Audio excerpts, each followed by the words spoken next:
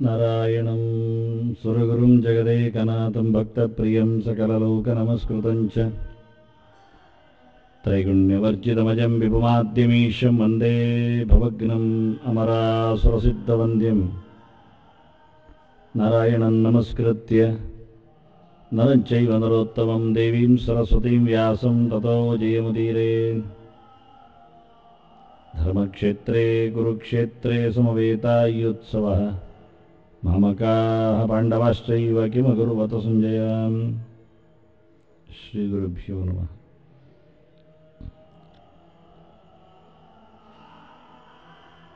ದೋಷವುಳ್ಳ ಕರ್ಮಗಳನ್ನು ಬಿಡಬೇಕು ಎನ್ನುವ ಅನೇಕ ಚಿಂತಕರ ಅಭಿಪ್ರಾಯ ಅಂತ ಕೃಷ್ಣ ಹೇಳಿದ್ದ. ಕರ್ಮದಲ್ಲಿ ದೋಷ ಬಂದಾಗ ಅಥವಾ ದೋಷಪೂರ್ಣವಾದ ಕರ್ಮವನ್ನು ಮಾಡಿದಾಗ ಕರ್ಮವೂ ಕೆಟ್ಟು ಹೋಗುತ್ತೆ. ಅನೇಕ ವಿಧದ ವಾಚಿಕವಾಗಿ ಆಗಲಿ, ಕಾಯಿಕವಾಗಿ ಆಗಲಿ, ಮಾನಸಿಕವಾಗಿ ಆಗಲಿ ಕರ್ಮ ಮಾಡುತ್ತಿರುವಾಗ ದೋಷ ಕಂಡಲ್ಲಿ ಕಿರಿಕಿರಿ ಆಗತ್ತೆ. ಕೈ ಮುಂದೋಗುವುದಿಲ್ಲ, ಮಾತು ಇಷ್ಟ ಆಗುವುದಿಲ್ಲ, ಕೆಲಸ ಸಾಗುವುದೇ ಇಲ್ಲ. ಅಂದ ದೋಷ ಕಂಡ ತಕ್ಷಣ ಬಿಡಬೇಕು ಅಂತ ಯಾವುದೇ ಕರ್ಮದಲ್ಲಿಯೂ ಮನಸ್ಸು ಸೇರಿಕೊಳ್ಳುವುದರಿಂದ ಬುದ್ಧಿಮಂತರು ಆ ರೀತಿಯಾಗಿ ಹೇಳಿದ್ದಾರೆ ಅಂತ. ಆದರೆ ದೋಷವೇ ಇಲ್ಲದಂತೆ ಕರ್ಮವನ್ನು ಮಾಡುವುದಾದರೂ ಮನುಷ್ಯ ಹೇಗೆ? 100% ಸರಿಯಾದ, ಈಗ ಮಾನಸಿಕವಾಗಿ ಕಿರಿಕಿರಿ ಆಗತ್ತೆ ಅಂತ ಹೇಳಿ ಪರಿಪೂರ್ಣವಾಗಿ ಮಾಡಬಹುದಾದ, ಕಾಯಿಕವಾಗಿ ಪೂರ ಮಾಡಲಿಕ್ಕಾಗತ್ತೆ. ಆದರೆ ಮಾನಸಿಕವಾಗಿ ಅನುಸಂಧಾನಕ್ಕೋ ಚಿಂತನೆಗೋ ಅರ್ಥಕ್ಕೋ ನಿಲುಕುವುದಿಲ್ಲ. ಕರ್ಮ ಬಿಡುವುದಾ? ಈಗ ಕೃಷ್ಣಾಷ್ಟಮಿ ವ್ರತ ಪೂರ್ಣ ಮಾಡಲಿಕ್ಕೆ ಬರುತ್ತೆ. ಕಾಯಿಕವಾಗಿ ಉಪವಾಸ ಕೂತ್ಕೊಳ್ಬಹುದು, ಹರಿಕಥೆಯನ್ನು ಕೇಳಬಹುದು, ದೇವರ ದರ್ಶನ ಮಾಡಬಹುದು, ಪ್ರತೀಕಗಳಿಗೆ ಅರ್ಚನೆಯನ್ನು ನಡೆಸಿಕೊಳ್ಳಬಹುದು. ಆದರೆ ಎಲ್ಲ ಕಾಯಿಕವಾಗಿ ನಡೆಯಿತು.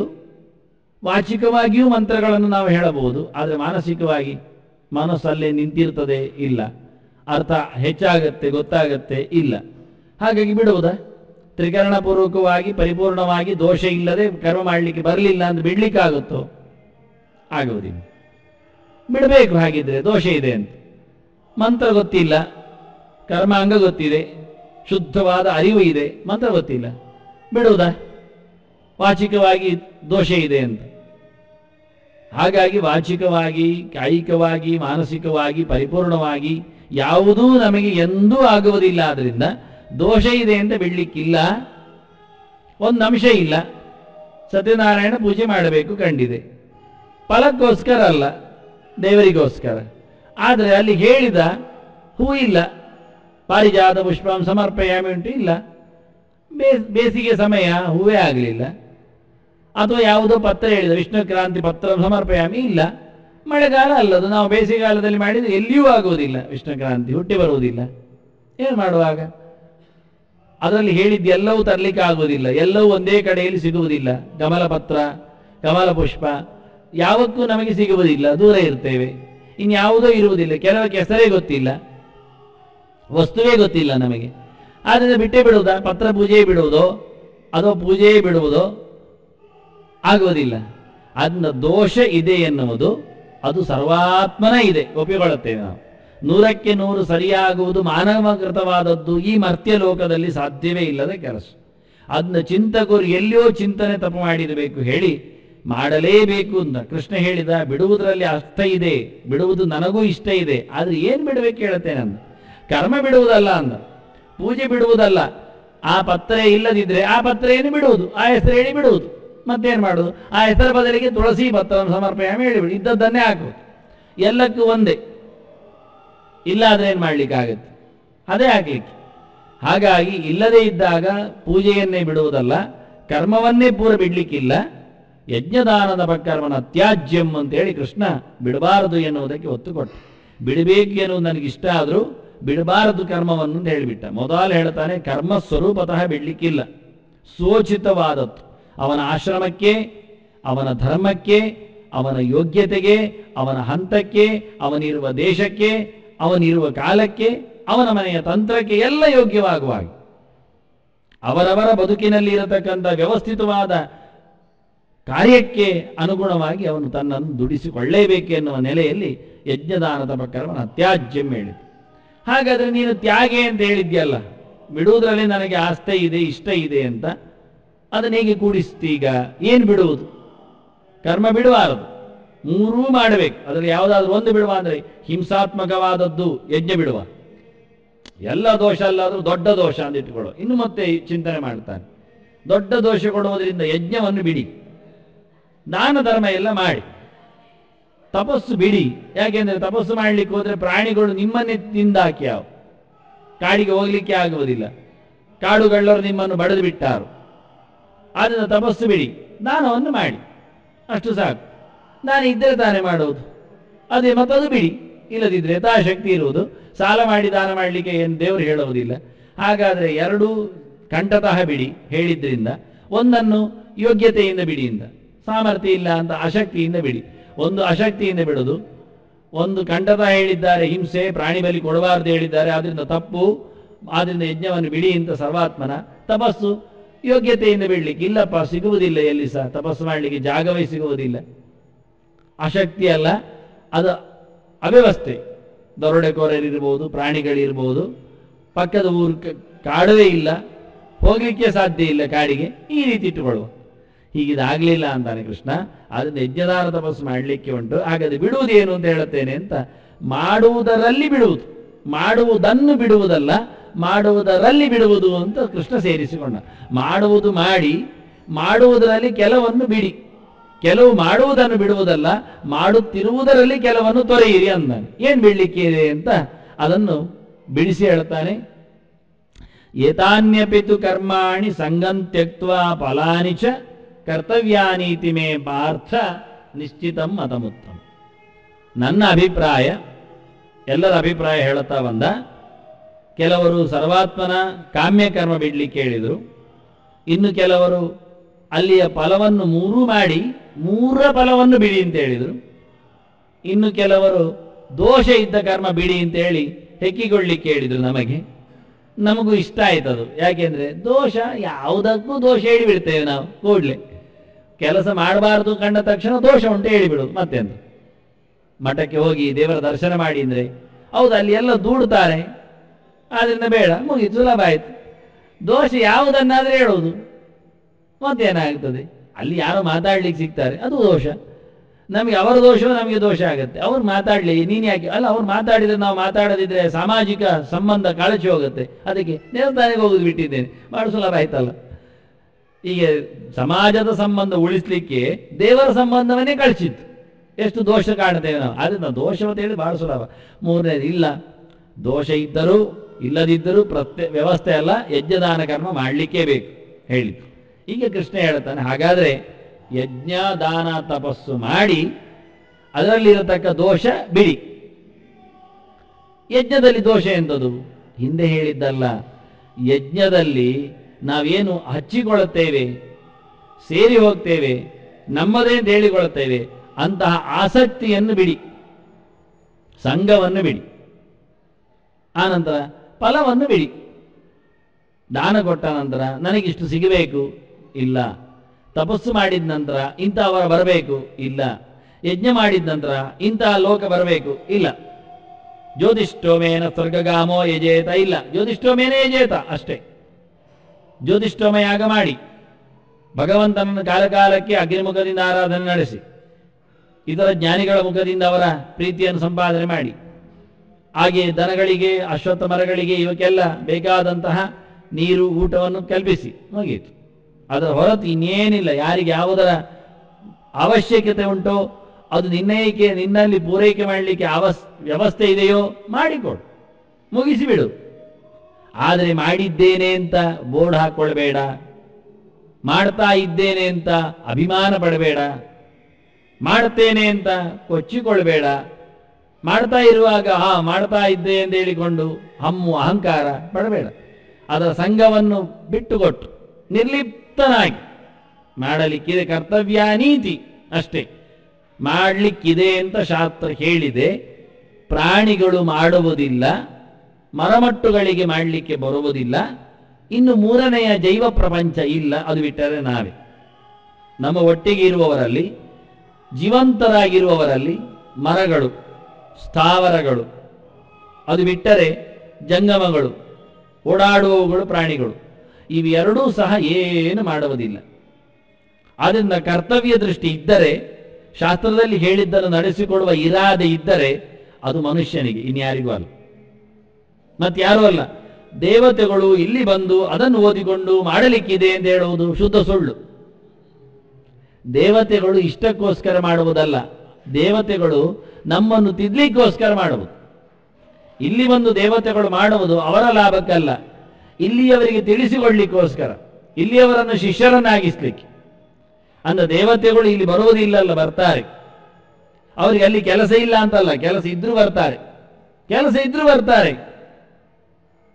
ಎಷ್ಟೋ ಜನ ಬರ್ತಾರೆ ಇಲ್ಲಿ, ಉತ್ತಮ ದೇವತೆಗಳೇ, ಬೇಕಾದಷ್ಟು ಕೆಲಸಗಳಿದ್ರು, ಲೋಕವನ್ನು ಕಾಪಾಡುವ ಭಗವಂತನು ನಿಯತಿಸಿದ ಅದ್ಭುತವಾದ ಕೆಲಸಗಳಿದ್ದರೂ ಇಲ್ಲಿ ಹುಟ್ಟಿ ಬರ್ತಾರೆ. ಶಾಪಕ್ಕಲ್ಲ, ಅನ್ಯಾಯ ಮಾಡಿ ಅಲ್ಲ, ಪ್ರಾರಬ್ಧಗಳಿಲಿಕ್ಕಲ್ಲ, ಉದ್ಧಾರ ಮಾಡಿಸ್ಲಿಕ್ಕೆ ಮತ್ತು ಹೆಚ್ಚಿನ ಸಂಪತ್ತನ್ನು, ದೇವರ ಸಂತೋಷವನ್ನು, ಪ್ರಸಾದವನ್ನು ಪಡೀಲಿಕ್ಕೆ. ಆದ್ದರಿಂದ ಇಲ್ಲಿ ನಡೆಸಿಕೊಡುವುದು ನಾವೇ, ನಿಜವಾಗಿ ಮನುಷ್ಯರೇ. ಉತ್ತಮ ಅಧಿಕಾರಿಗಳು ಅಂದರೆ, ಅಧಿಕಾರದಲ್ಲಿ ನಿಜವಾಗಿ ಹೇಳಿಸಿದವರು ಅಂದರೆ ಮನುಷ್ಯ. ಮರ್ತ್ಯಲೋಕದಲ್ಲಿ ಸಾಧನೆಗೆ ಹೇಳಿಸಿ ಬಂದವರಿಗೆ ಹೇಳಿದರೆ ಮನುಷ್ಯ. ದೇವತೆಗಳು, ಗದ್ದರವರು, ಇವರು ಯಾರು? ಎಲ್ಲಿಯೋ ಶಾಪಕ್ಕೆ ಬಿದ್ದಾಗ ಸ್ವಲ್ಪ ಸಮಯ ಬಂದು ಹೋಗ್ತಾರೆ ಅವರಷ್ಟು. ಎಲ್ಲಿಯೋ ಸಾಧನೆಯನ್ನು ನಡೆಸಿಕೊಡಲೋಸ್ಕರ ಮಾರ್ಗದರ್ಶಕರಾಗಿ ಅಲ್ಲಿ ಇಲ್ಲಿ ಬಂದು ಹೋಗ್ತಾರೆ ಅಷ್ಟೇ. ನಿಯಮೇನ ಬರುವುದಿಲ್ಲ, ಬರಬೇಕು ಅಂತಿಲ್ಲ. ನಿರಂತರವಾದ ಜನ್ಮ ಇರುವುದು ಮನುಷ್ಯನಿಗೆ. ಅದು ನಿಜವಾಗಿ ಕರ್ತವ್ಯಾನಿ ಮಾಡಲಿಕ್ಕೇ ಇದೆ ಅಂತ ಮೂರಕ್ಕೂ. ಅದಕ್ಕೆ ಕೃಷ್ಣ ಏತಾನ್ಯಪಿತು ಕರ್ಮಾಣಿ ಅಂತ ಏತಾನಿ ಅಂದ. ಇವೇ ಹೇಳಿದ್ದು. ಯಜ್ಞೋದಾನಂತಪಶ್ಚೈವ ಅಂತ ಏನು ಹೇಳಿದೆ ಅದೇ ಏತಾನ್ಯಪಿ. ಅದು ಏತಾನ್ಯಪಿ ಅಂದದ್ದು ಅಂದರೆ ಅದು ಪ್ರಸಿದ್ಧವುಗಳು ಅಂತ, ಇವೇ ಅಂತ. ಅವೇ ಅಲ್ಲ, ಇವೇ ಮನುಷ್ಯ ಲೋಕದಲ್ಲಿ ಪ್ರಚಾರದಲ್ಲಿ ಇರುವವುಗಳೇ, ಶಾಸ್ತ್ರ ಮತ್ತೆ ಮತ್ತೆ ಹೇಳಿದವುಗಳೇ. ಆ ತ್ರಿಕರ್ಮವನ್ನು ಮಾಡುವುದೇ ಯಜ್ಞ, ದಾನ, ತಪಸ್ಸು, ಅದೇ ಮೂರು. ಮತ್ತೆ ಮತ್ತೆ ಹೇಳುವುದು ಅದೇ ಶಬ್ದದಿಂದ, ಅದೇ ಮೂರನ್ನೇ. ಅದರ ವ್ಯಾಪ್ತಿಯೇ ಕಂಡಾಬಟ್ಟೆ, ಎಲ್ಲವೂ ಸೇರುತ್ತೆ ಅಂತ. ರಾಜನಿಗೆ, ಪ್ರಜೆಗಳಿಗೆ ಅಭಯವನ್ನು ಕೊಡುವುದು, ತೊಂದರೆ ಆಗದಂತೆ ನೋಡಿಕೊಳ್ಳುವುದೇ ದೊಡ್ಡ ದಾನ. ಅವನು ಬೊಕ್ಕಸದಿಂದ ಹಿಡಿಗಿಡಿ ದುಡ್ಡು ಕೊಡಬೇಕಾಗಿಲ್ಲ. ಜನರಿಗೆ ಯಾವುದೋ ಸಂತೆಗಳನ್ನು, ಛತ್ರಗಳನ್ನು ಕಟ್ಟಿಸಿಕೊಡಬೇಕಾಗಿಲ್ಲ. ಅವನು ಪೈಸೆ ಖರ್ಚು ಮಾಡಬೇಕಾಗಿಲ್ಲ. ಆದರೆ ಅವನ ಕ್ಷಾತ್ರ ತೇಜಸ್ಸಿನಿಂದ ಕಳ್ಳ ಕಾಕರನ್ನು ಬಡಿದು ಸಜ್ಜನರಿಗೆ ಕ್ಷೇಮವನ್ನು, ಪ್ರಜೆಗಳು ಬದುಕಲಿಕ್ಕೆ ಬಿಡುವುದೇ ಪ್ರಧಾನವಾದದ್ದು. ಅದೇ ನಮ್ಮ ದೇಶದಲ್ಲಿಲ್ಲ. ಸೊತ್ತಿ ಇದೆ, ವ್ಯವಸ್ಥೆ ಇಲ್ಲ. ಅದನ್ನ ಅಭಯದಾನವೂ ಸಹ ಅಂತರ್ಭಾವ ಆಗುತ್ತೆ ದಾನದಲ್ಲಿ ಅಂತಾರೆ ಪ್ರಧಾನವಾಗಿ. ಅದನ್ನು ಉಲ್ಲೇಖ. ಅದರಿಂದ ಯಜ್ಞದಾನ ತಪಸ್ಸಿನ ವ್ಯಾಪ್ತಿ ತುಂಬ ಇದೆ, ಬಹಳ ದೊಡ್ಡದಾಗಿದೆ. ಶಬ್ದ ಪ್ರಪಂಚದ ಪರಿಪೂರ್ಣವಾದ ಅಧ್ಯಯನ ತಪಸ್ಸಿನಲ್ಲಿ ಸೇರ್ತದೆ. ನಿರಂತರ ಅಧ್ಯಯನ. ಏನು ಮಾಡಲಿಕ್ಕೆ ಹೇಳಿದ್ರು, ಶಮಶ್ಚ ಸ್ವಾಧ್ಯಾಯ ಪ್ರವಚನೇತ, ದಮಶ್ಚ ಸ್ವಾಧ್ಯಾಯ ಪ್ರವಚನೇಚ, ಅಗ್ನಯಶ್ಚ ಸ್ವಾಧ್ಯಾಯ ಪ್ರವಚನೇಚ ಅಂತ ಹೇಳಿಕೊಂಡು, ಅತಿಥಯಶ್ಚ ಪ್ರಜಾಚ, ಏನು ಮಾಡುತ್ತಾ ಇದ್ರೂ ಅಧ್ಯಯನ ಬಿಡಬೇಡ. ತಪಸ್ಸಿನ ಒತ್ತು ನೋಡಿ. ಯಜ್ಞದೊಡನೆ, ದಾನದೊಡನೆ ತಪಸ್ಸು ಬೇಕು. ತಪಸ್ಸು ಎಲ್ಲಕ್ಕೂ ಬೇಕು ಅಂತಾನೆ. ನಿರಂತರವಾದ ಚಿಂತನೆ, ಸಾಯುವವರೆಗೂ ಸಹ ಮನುಷ್ಯ ಅಧ್ಯಯನಶೀಲನಾಗಿರಬೇಕು. ಎಷ್ಟಾದರಷ್ಟು ಜ್ಞಾನ ಸಂಪತ್ತನ್ನು ತನ್ನದಾಗಿಸಿಕೊಳ್ಳಬೇಕು. ಅದಕ್ಕೋಸ್ಕರ ಪರಿಶ್ರಮ ಪಡಬೇಕು, ಸುಮ್ಮನೆ ಇರಬಾರದು ಅಂದ. ಆದಷ್ಟು ಸಮಯವನ್ನು ಅದಕ್ಕೆ ಮೀಸಲಿಡಬೇಕು ಅಂತಾನೆ. ಹಾಗಾಗಿ ಇದೆಲ್ಲವೂ ಎಲ್ಲ ಕಾಲದಲ್ಲಿ ಎಲ್ಲರೂ ಮಾಡತಕ್ಕಂಥ, ಮಾಡಲೇಬೇಕಾದ ಅದ್ಭುತವಾಗಿರತಕ್ಕಂಥ ಕರ್ಮತಂತ್ರಗಳು ಅಂತ ಹೇಳಲಿಕ್ಕೆ ಶ್ರುತ್ಯುಕ್ತವಾದ, ಅಂದರೆ ಶ್ರೌತ ಕರ್ಮ ಇದು. ಮಾಡಲೇಬೇಕಾಗಿರತಕ್ಕಂಥ ವ್ಯವಸ್ಥೆಯನ್ನು ಹೇಳ್ತಾನೆ. ಏತಾನ್ಯಪಿತು, ಇದು ನಿನ್ನ ತಾರಕವಾದದ್ದು, ನಿನ್ನನ್ನು ಉದ್ಧಾರ ಮಾಡುವಂಥದ್ದು. ಅದಕ್ಕೋಸ್ಕರ ಅಪಿತು ಅಂದ. ಬಹಳಷ್ಟು ಎತ್ತರವಾಗಿರತಕ್ಕ ಬಿಡಲಾರದ ಸಂಗತಿಗಳಿವೆ ಅಲ್ಲಿಗೋಸ್ಕರ ಅದರಲ್ಲಿ ವಿಶೇಷ ಇದೆ. ಇನ್ಯಾವ ಕರ್ಮ ನೀನು ಮಾಡಿದ್ರು ಮಾಡದಿದ್ರು ಇವನು ಬಿಡ್ಲಿಕ್ಕೆ ಇಲ್ಲ. ಎಲ್ಲವೂ ಇದರೊಳಗೆ ಸೇರಿಕೊಳ್ಳುತ್ತದೆ. ಬದುಕೇ ಒಂದು ದೊಡ್ಡ ಯಜ್ಞ, ಉಸಿರಾಟವೇ ಒಂದು ಯಜ್ಞ, ನಮ್ಮಿಂದ ಯಾವ ವ್ಯಕ್ತಿಗಳಿಗೂ ಏನು ತೊಂದರೆ ಆಗದಂತೆ ಬದುಕುವುದೇ ಅಭಯ ದಾನವೇ ಒಂದು ದಾನ. ನಿರಂತರ ನನಗೋಸ್ಕರ ನಾನು ಅಧ್ಯಯನ ಮಾಡುವುದೇ ತಪಸ್ಸು, ಮುಗಿಯಿತು. ಇದರಲ್ಲಿ ಏನಿದೆ ಕಷ್ಟ ಅಂತಾನೆ. ಪ್ರತಿಯೊಬ್ಬನು ಪ್ರತಿಯೊಂದು ಹಂತದಲ್ಲಿ ಮಾಡಲೇಬೇಕಾದ ಸಂಗತಿ ಅಂತ ಹೀಗೆ ಯಥಾನ್ಯಪಿತು ಕರ್ಮಾಣಿ, ಇವೇ 3 ಕರ್ಮಗಳು ಬಹುವಚನ ಆಗಿದೆ. ಸಂಗಂ ತ್ಯಕ್ತ್ವಾ ಅಂತ, ಅಲ್ಲಿನ ಯಾವುದೇ ಕರ್ಮದಲ್ಲಿಯೂ ಅಂಟಿಕೊಳ್ಳುವವರು ನಾವು, ಅದನ್ನ ಸಂಘ ಇರುವುದು ಒಂದೇ, ಅದನ್ನು ಬಿಡಬೇಕಂತ. ಶಕ್ತಿ, ಆಸಕ್ತಿ, ಅತ್ಯಾಸಕ್ತಿ. ಸಂಘ ಅಂದ್ರೆ ಸಂಬಂಧ ಹೇಗೆ ಅಂದ್ರೆ ನಾನು ಮಾಡಬೇಕಲ್ಲ ಅಂತ ಮೊದಲು ಮಾಡುವ ಮುಂಚೆ ಮಾಡಲಿಕ್ಕೋಸ್ಕರ ಎಷ್ಟೋ ಸಮಯದಿಂದ ತಲೆಯಲ್ಲಿ ಹೊತ್ತುಕೊಳ್ತಾನೆ. ಅದನ್ನು ಮಾಡುವಾಗ ತಾನೇ ಅಲ್ಲಿ ಇದ್ದಾನೆ ಹೇಳಿಕೊಂಡು ಮಾಡ್ತಾನೆ, ಮಾಡಿದ ನಂತರ ಮಾಡಿದ್ದೇನೆ ಅಂತ ಕೊಚ್ಚಿಕೊಳ್ತಾನೆ, ಹೇಳಿಕೊಂಡು ಬರ್ತಾನೆ, ಇದು ನಾನು ಮಾಡಿದ್ದೇನೆ, ಇದು ನಾನೇ ಅಲ್ವಾ, ಇಲ್ಲಿ ನಾನಿದ್ದೆ ಅಲ್ವಾ, ಮುಗೀತು. ಆದ ನಾಳೆ ಅವನ ಚಿತ್ರ, ಅವನ ಹೆಸರು ಉಳಿಯಬಾರದು. ಇವತ್ತು ಅವನು ಎಲ್ಲಿದ್ದಾನೆ ಅವನಿಗೆ ಗೊತ್ತಾಗಬಾರದು. ಮೊದಲಿಗೆ ನಾನಿದ್ದೇನೆ ಹೇಳುವಂತೆ ದುಡಿಸಿಕೊಳ್ಬಾರದು. ಅದನ್ನ ಕರ್ತೃತ್ವದ ಅಭಿಮಾನ, ಮಾಡುವುದರ ಮೇಲಿನ ಕೀರ್ತಿಯ ಪ್ರತಿಷ್ಠೆ, ಮಾಡಿದ ನಂತರ ಅದರ ಹೆಸರುವಾಸಿಯಾಗಲಿಕ್ಕೋಸ್ಕರ ಪರಿತಪಿಸುವ ವಿಧಾನ ಅಥವಾ ಸಮ್ಮಾನ, ಇದು 3ಕ್ಕೂ ಸಂಘ ಹೆಸರು. ಮೊದಲು ಸಂಬಂಧ ಇಲ್ಲ, ಮಧ್ಯದಲ್ಲಿಯೂ ಸಂಬಂಧ ಇಲ್ಲ, ನಂತರವೂ ಸಂಬಂಧ ಇಲ್ಲ. ಆದ್ದರಿಂದ ಅತ್ಯಧಿಕವಾದ ನಂಟು ಹಚ್ಚಿಕೊಳ್ಳುವಿಕೆ ಅದನ್ನು ಹೇಳಿದ್ದು ಸಂಘ ಅಂತ. ಯಾವ ವಿಷಯದಲ್ಲಿಯೂ ಕರ್ಮದ ಮೇಲೆ ಇವನು ಬಿದ್ದಿರಬಾರದು, ಕರ್ಮ ಇವನಿಗೆ ಅಂಟಿಕೊಂಡಿರಬಾರದು, ಬಿಡಿಸಲಾರದ ಗಂಟು ನಂಟು ಆಗಿರಬಾರದು. ಕರ್ತವ್ಯಾನಿ ಇಂದಿಷ್ಟೇ, ಮಾಡ್ಲಿಕ್ಕೆ ಕೇಳಿದ್ದಾರೆ ಮಾಡಿದ್ದೇನೆ ಅಷ್ಟೆ, ನಿರ್ಲಿಪ್ತನಾಗಿ ಅದನ್ನು ತಾನೇ ಮಾಡ್ತೇನೆ ಅನ್ನತಕ್ಕ ಯೋಚನೆ ಇಲ್ಲದೆ ಎಲ್ಲವೂ ದೇವರು ಮಾಡಿಸುತ್ತಿದ್ದಾನೆ. ನಿರ್ಮಮಃ, ಮಮತಾರಹಿತನಾಗಿ ಅದನ್ನು ಬಿಟ್ಟುಕೊಂಡಿರಬೇಕು. ನನ್ನ ಸೊತ್ತಿನಿಂದ ಆಯಿತು, ನನ್ನ ಅಸ್ತಿತ್ವದಿಂದ ಆಯಿತು. ಕೆಲವು ಕಾರ್ಯಾಲಯಕ್ಕೆ ಆಫೀಸಿಗೆ ಓಡುವವರುಂಟು, ನಾವು ಹೋಗದಿದ್ರೆ ಅದು ಸಾಧ್ಯವೇ ಇಲ್ಲ ಅಂತ. ಆಯಿತು, ಎಷ್ಟು ಸಮಯ? ನಿವೃತ್ತಿಯವರೆಗೆ. ಮತ್ತೆ ಅವರು ದೂಡುತ್ತಾರೆ. ಅವರು ಮತ್ತೆ ಬಂದರೆ ಯಾಕೆ ಬಂದದ್ದು ಕೇಳ್ತಾರೆ. ನಿನ್ನೆವರೆಗೆ ಬಂದದ್ದು ಯಾಕೆ ಬರಲಿಲ್ಲ ಹೇಳ್ತಿದ್ರು, ಇವತ್ತು ಯಾಕೆ ಬಂದದ್ದು ಕೇಳ್ತಾರೆ. ಇಲ್ಲ, ನಿವೃತ್ತಿಗೆ ಅವರು ತಯಾರಿದ್ರು, ಇನ್ನೊಬ್ಬರನ್ನು ಕುಳ್ಳಿರಿಸಿದ್ರು, ಮತ್ತೊಬ್ಬ ಮುಂದುವರಿಸ್ತಾನೆ, ಇವರ ಅಪೇಕ್ಷೆ ಇಲ್ಲ, ನಿನ್ನೆವರೆಗೆ ಅಪೇಕ್ಷೆ ಇತ್ತೇ ಇತ್ತು, ಇಲ್ಲದಿದ್ರೆ ಕಷ್ಟ ಆಗ್ತಿತ್ತು ಅಂತ ಮಧ್ಯೆಯಲ್ಲಿ ಸತ್ರೆ ಅಂತ ಮಾಡ್ತಾರೆ. ಅದಕ್ಕೆ ಉತ್ತರ ಇಲ್ಲ. ಸರಿ, ನಿವೃತ್ತಿಯವರೆಗೆ ಅವನೇ, ಆ ನಂತರ ಇನ್ನೊಬ್ಬ ಅಂತ ಮೊದಲೇ ತಯಾರಾಗಿದೆ, ಸರಿ, ಅವರು ಅದಕ್ಕೆ ಸೆಟ್ ಆಗಿದ್ದಾರೆ. ಆಯಿತು, ಮಧ್ಯೆಯಲ್ಲಿ ಸತ್ರೆಯಲ್ಲಿ ಸೆಟ್ ಆಗ್ತಾರೆ, ಆಗ್ಲೇಬೇಕಲ್ಲ, ಅನಿವಾರ್ಯ ಅಲ್ಲ. ಅವು ಮಧ್ಯೆಯಲ್ಲಿ ಬಿಟ್ರೆ ಸಾಯುವುದಿಲ್ಲ, ಗಟ್ಟಿ ಮುಟ್ಟಿದ್ದಾನೆ, ಸರಿ, ನಮ್ದೊಂದು ಗೊತ್ತು ಸಾಯುವ ಕೆರೆಯಲ್ಲಿ ಅಂತ, ಅದಕ್ಕೆ ನಾವು ನಿವೃತ್ತಿ ಅಂತ ಹೇಳ್ತೇವೆ ಅಂತ. ಹಾಗಾದ್ರೆ ಮಧ್ಯೆಯಲ್ಲಿ ಬಿಡಬಾರ್ದು, ಯಾಕೆ ಬಿಟ್ಟ? ಏನ್ ಮಾಡ್ತೀರಿ? ಹೇಳದೆ ಕೇಳದೆ ಬಿಡಬಾರ್ದು ಅಂತ ಏನಿಲ್ಲ, ಬರ್ಲಿಕ್ಕೆ ಆಗಲಿಲ್ಲ ಅವನಿಗೆ, ಮೈಂಡ್ ಆಬ್ಸೆಂಟ್ ಆಯ್ತು, ಎಂತ ಮಾಡ್ತೀರಿ ಈಗ? ಇಲ್ಲ, ಬಿಡುವ ಮುಂಚೆ 1 ತಿಂಗಳ ಮುಂಚೆ ನಮಗೆ ಹೇಳಬೇಕು, ನಾವಾಗ ತಯಾರಾಗ್ತೇವೆ. ನಿವೃತ್ತಿಯ ಹಾಗೆ ಬಿಡುವ ಮುಂಚೆ 1 ವರ್ಷದ ಮುಂಚೆ ತಿಳಿಸಬೇಕು. ಅದೆಲ್ಲ ಹೇಳಿಕೊಂಡ್ರೆ ಅಯ್ಯ ಹುಚ್ಚ, ಬಿಡುವ ಮುಂಚೆ 1 ತಿಂಗಳ ಮುಂಚೆ ಹೇಳ್ಬೇಕು. ಹೇಳಿದ್ರೆ ಹುಚ್ಚ 1 ತಿಂಗಳ ಮುಂಚೆ ಬರ್ತದೆ ಹೇಳಿರ್ತದ, ನನಗಿನ್ನು 1 ತಿಂಗಳ ಮುಂಚೆ ಹುಚ್ಚು ಬರ್ತದೆ, ಅದು ನಾನು ಬಿಡ್ತೇನೆ ಹೇಳ್ತಾನೆ ಯಾರಾದ್ರು? ಇಲ್ಲ, ನೀವು ಹೇಳಿದ್ದಲ್ಲ 1 ತಿಂಗಳ ಮುಂಚೆ ಹೇಳ್ಬೇಕಿತ್ತು ಅಂತ, ನಾನು ಬಂದಿದ್ದೇನೆ, ಈಗ ನಾನು ಹುಚ್ಚು ಉಂಟು ಮಾಡ್ತೇನೆ ಕೆಲಸ ಅಂದ್ರೆ, ಅಯ್ಯ ದಮ್ಮಯ್ಯ ಮಾರೆ ಅಂತಾರೆ. ಅವ್ರು ಕೂಡಿಸೋದ್ರಲ್ಲಿ ಕಳೆದಿದ್ರೆ, ಕೊಡೋದ್ರಲ್ಲಿ ಹರಿದಿದ್ರೆ ಎಂತ ಮಾಡ್ಲಿಕ್ಕಾಗತ್ತೆ? ಅಂದ್ರೆ ನೀನು ಬೇಡ, ನೀನು ಹೇಳದಿದ್ರು ಪರವಾಗಿಲ್ಲ, ನಾವು ಜನ ಮಾಡ್ತೇವೆ, ಹೋಗು ಅಂತೇವೆ. ನೋಡಿ, ಈಗ ನಮಗೆ ಬೇಕಾದಾಗೆ ಮಾಡಲಿಕ್ಕೆ ಬರ್ತದೆ ಕರ್ಮತಂತ್ರಗಳಲ್ಲಿ. ಅದನ್ನು ವರ್ಷದ ಮುಂಚೆ ತಿಳಿಸಿಕೊಡಿ, ತಿಂಗಳ ಒಳಗೆ ಹೇಳಿಬಿಡಿ, ಎಂಥದಿಲ್ಲ. ಆಕ್ಸಿಡೆಂಟ್ ಆಯ್ತು ಅದು ಹೇಳ್ತದ? ಆಯ್ತು, ಈಗ 1 ತಿಂಗಳು ಬಂದು ಬಿಡಿ, ನೀವು ಆಕ್ಸಿಡೆಂಟ್ ಆಯ್ತು ಗೊತ್ತಾಯ್ತು, ಮತ್ತೆ ಕೆಲಸಕ್ಕೆ ಯಾರ ಜನ ಆಗ್ತೇನೆ, ಈಗ ಕೈಕಾಲು ಮುರಿದದ್ದನ್ನೇ ಸರಿ ಮಾಡಿಕೊಂಡು ಕೂತ್ಕೊಂಡು ಏನು ಸರಿ ಮಾಡ್ಲಿಕ್ಕಾಗತ್ತೆ? 1 ತಿಂಗಳಿನ ನಂತರ ನಾನೇ ಬರ್ತೇನೆ, ಈಗ 1 ತಿಂಗಳಿಗೆ ಜನ ಮಾಡಿ ಹೇಳ್ತೇನೆ. ಆವಾಗ ಕೈಕಾಲು ಮುರಿದದ್ದು ಈಗ 1, 2, 3 ತಿಂಗಳಲ್ಲಿ ಸರಿ ಆಗ್ತದೆ, ಮತ್ತೆ ನಾನೇ ಬರ್ತೇನೆ. ಈ 2, 3 ತಿಂಗಳಿಗೆ ಯಾರನ್ನ ಹಾಕಿ ಇವ್ರು ಹೇಳ್ತಾರೆ, 2, 3 ತಿಂಗಳಿಗೆ ಬಾ, ಮತ್ತೆ ನಿನ್ಗೆ ಯಾರ ಜನ ಮಾಡ್ತೇನೆ ಅಂತ ಸರಿ ಉಂಟು. ಅದನ್ನ ಸಂಘ ಅಂದ್ರೆ ಹಾಗೆ, ಯಾವ ಕಾಲದಲ್ಲಿ ಯಾವುದನ್ನು ಬಿಡ್ಲಿಕ್ಕೆ ನಾವು ಸಿದ್ಧರಿರ್ಬೇಕು, ಅದು ಮುಂದುವರಿಸಿಕೊಂಡು ಹೋಗಿರುವಂತಿರಬಾರ್ದು. ಇವತ್ತು ನಾವು ಗುಡ್ಡೆ ಹಾಕಿಕೊಂಡದ್ದು ನೋಡಿಕೊಂಡ್ರೆ ಒಮ್ಮೆಲೆ ನಿಲ್ಲಿಸಿದ್ರೆ ಸುಮಾರು 6 ವರ್ಷ ಮುಂದೋಗಿ ನಿಲ್ತದೆ, ಅಷ್ಟು ಉಂಟು ಬಾಕಿ ಹೇಳ್ಕೊಂಡದ್ದು. ಅದು ಮಾಡ್ಲಿಕ್ಕೆ, ಇದು ತರ್ಲಿಕ್ಕೆ, ಇದು ನೋಡ್ಲಿಕ್ಕೆ, ಇದು ಹೇಳಲಿಕ್ಕೆ, ಇದು ಇಡ್ಲಿಕ್ಕೆ, ಎಲ್ಲವೂ ಅರ್ಧಂಬರ್ಧ ಮಾಡಿಕೊಂಡು ಕೂತಿದ್ದೇವೆ. ಎಲ್ಲ ಕಡೆಯಲ್ಲಿ ಒಮ್ಮೆ ವಿರಾಮ ಹಾಕಲಿಕ್ಕೆ ತಡ ಉಂಟು. ಒಂದೊಮ್ಮೆ ಕೇಳಿಕೆ ಕೊಂಡು ನಮಗೊಂದೊಮ್ಮೆ ಹೊರಡಿಕೆ ಇದ್ರೆ, ಅಂದ್ರೆ ಯಮ ಬಂದು ಹೇಳಿ ಆಯ್ತು ನೀನಿನ್ನು 60 ದಿವಸದೊಳಗೆ ಹೊರಡಬೇಕಾಗ್ತದೆ ಹೇಳಿದರೆ ನಾವು ತಯಾರಿದ್ದೇವಾ? 60 ಸಾಧ್ಯ ಇಲ್ಲ, ಕಮ್ಮಿ ಆಯಿತು, ಸ್ವಲ್ಪ ಹೇಳುತ್ತೇನೆ, ನಾಳೆ ಟೇಬಲ್ ವರ್ಕ್ ನೋಡಿ ಹೇಳುತ್ತೇನೆ, ಸ್ವಲ್ಪ ಜಾಸ್ತಿ ಬೇಕಾಗತ್ತೆ ಅಂತೇವಂತೆ. ಅದರಿಂದ ಒಂದೊಮ್ಮೆ ಹೇಳಿಕೆಗೆ ಕೇಳಿಕೊಂಡು ನಾವು ಒಂದೊಮ್ಮೆ ತೆರಳುವುದು ಒಂದಾಗಿದ್ರೆ ನಾವು ಯಾವಾಗ ತಯಾರಾಗ್ತೇವೆ? ವಹಿಸಿಕೊಂಡದ್ದು, ಇನ್ನು ವಹಿಸಿಕೊಳ್ಳಿಕ್ಕಿಲ್ಲ, ಇಟ್ಟುಕೊಳ್ಳುವ. ಆಗ ನಮ್ದು ವಹಿಸಿಕೊಂಡದ್ದು ಮುಗಿಸ್ಲಿಕ್ಕೆ ನಮ್ಮಿಂದ ಎಷ್ಟು ಸಾಧ್ಯ ಉಂಟು? ಸಾಧ್ಯವೇ ಇಲ್ಲ ಅಂತ. ಅದನ್ನು ನೀನು ಸಂಘವನ್ನು ಬಿಡಯ್ಯ ಅಂತ. ಬಿಡಬೇಕು ಅಂದ ದಿವಸ ಬಿಡುವಾಗಿರಬೇಕು ಅಂದ. ಅಲ್ಲಿಗೆ ಮುಗಿತಾಯ, ಅದು ಕಷ್ಟ.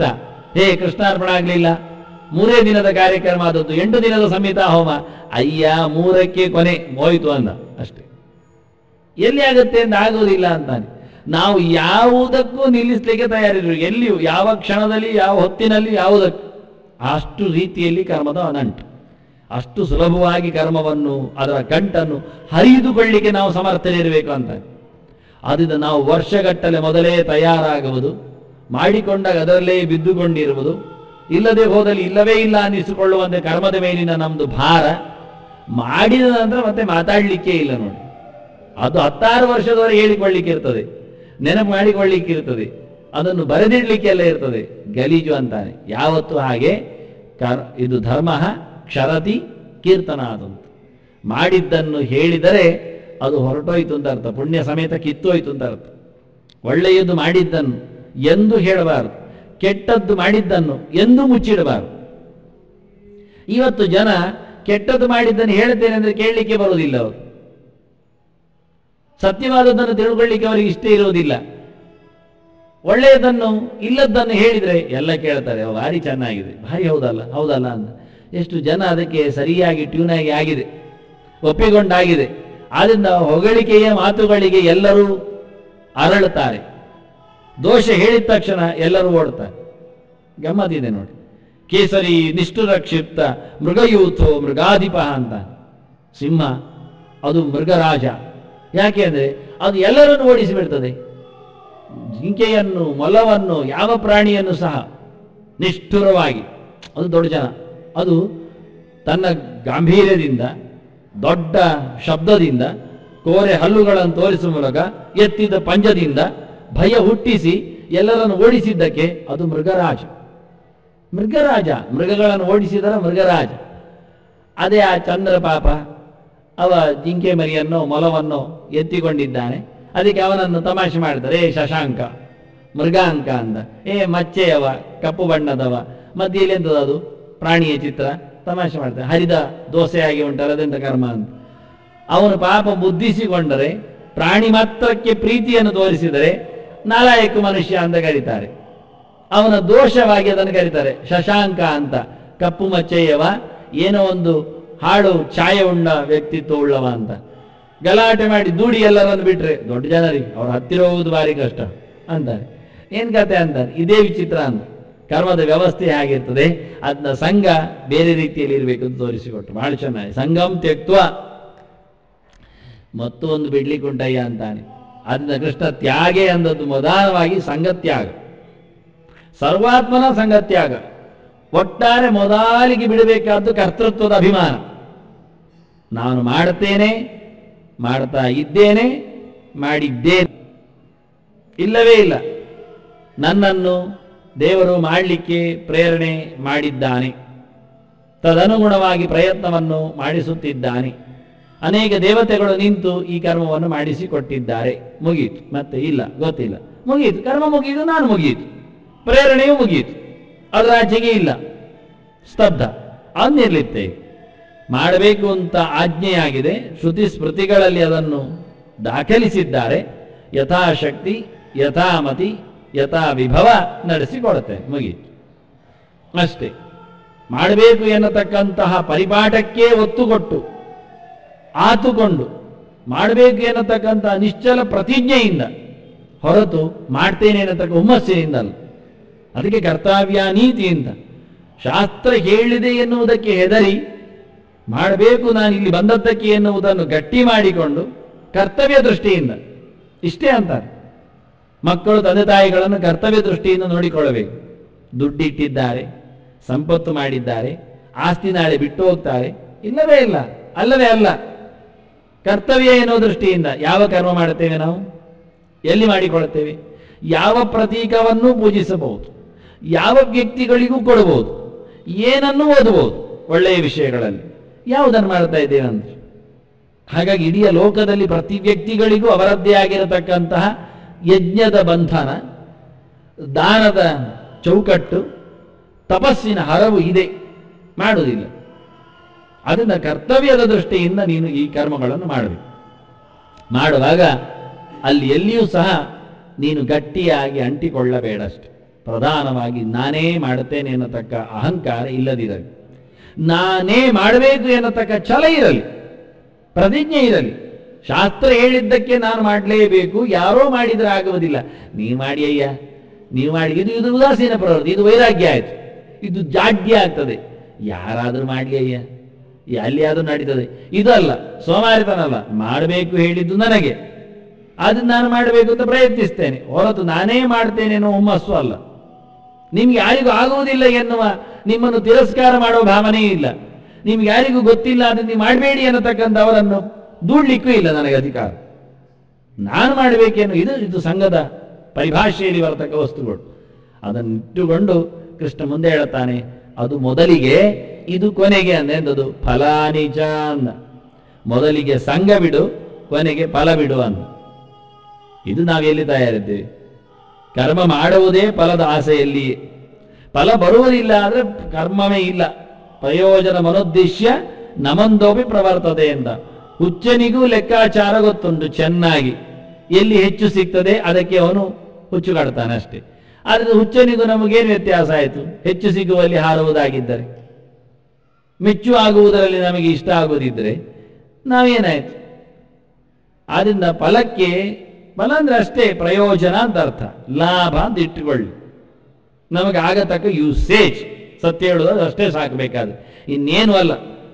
ಉಪಯೋಗಕ್ಕೆ ಬರುವಂತೆ ಇರುವಂತೆ ನಾವು ನಮ್ಮನ್ನು ದುಡಿಸಿಕೊಂಡ್ರೆ ಹುಚ್ಚನಿಗಿಂತ ನಾವು ಕಡಿಮೆ, ಪ್ರಯೋಜನ ಇಲ್ಲ ಆ ಲೆಕ್ಕದಲ್ಲಿ. ಅಂದ ಕೃಷ್ಣ ಹೇಳ್ತಾನೆ, ಫಲದ ಆಸೆ ಬಿಡು.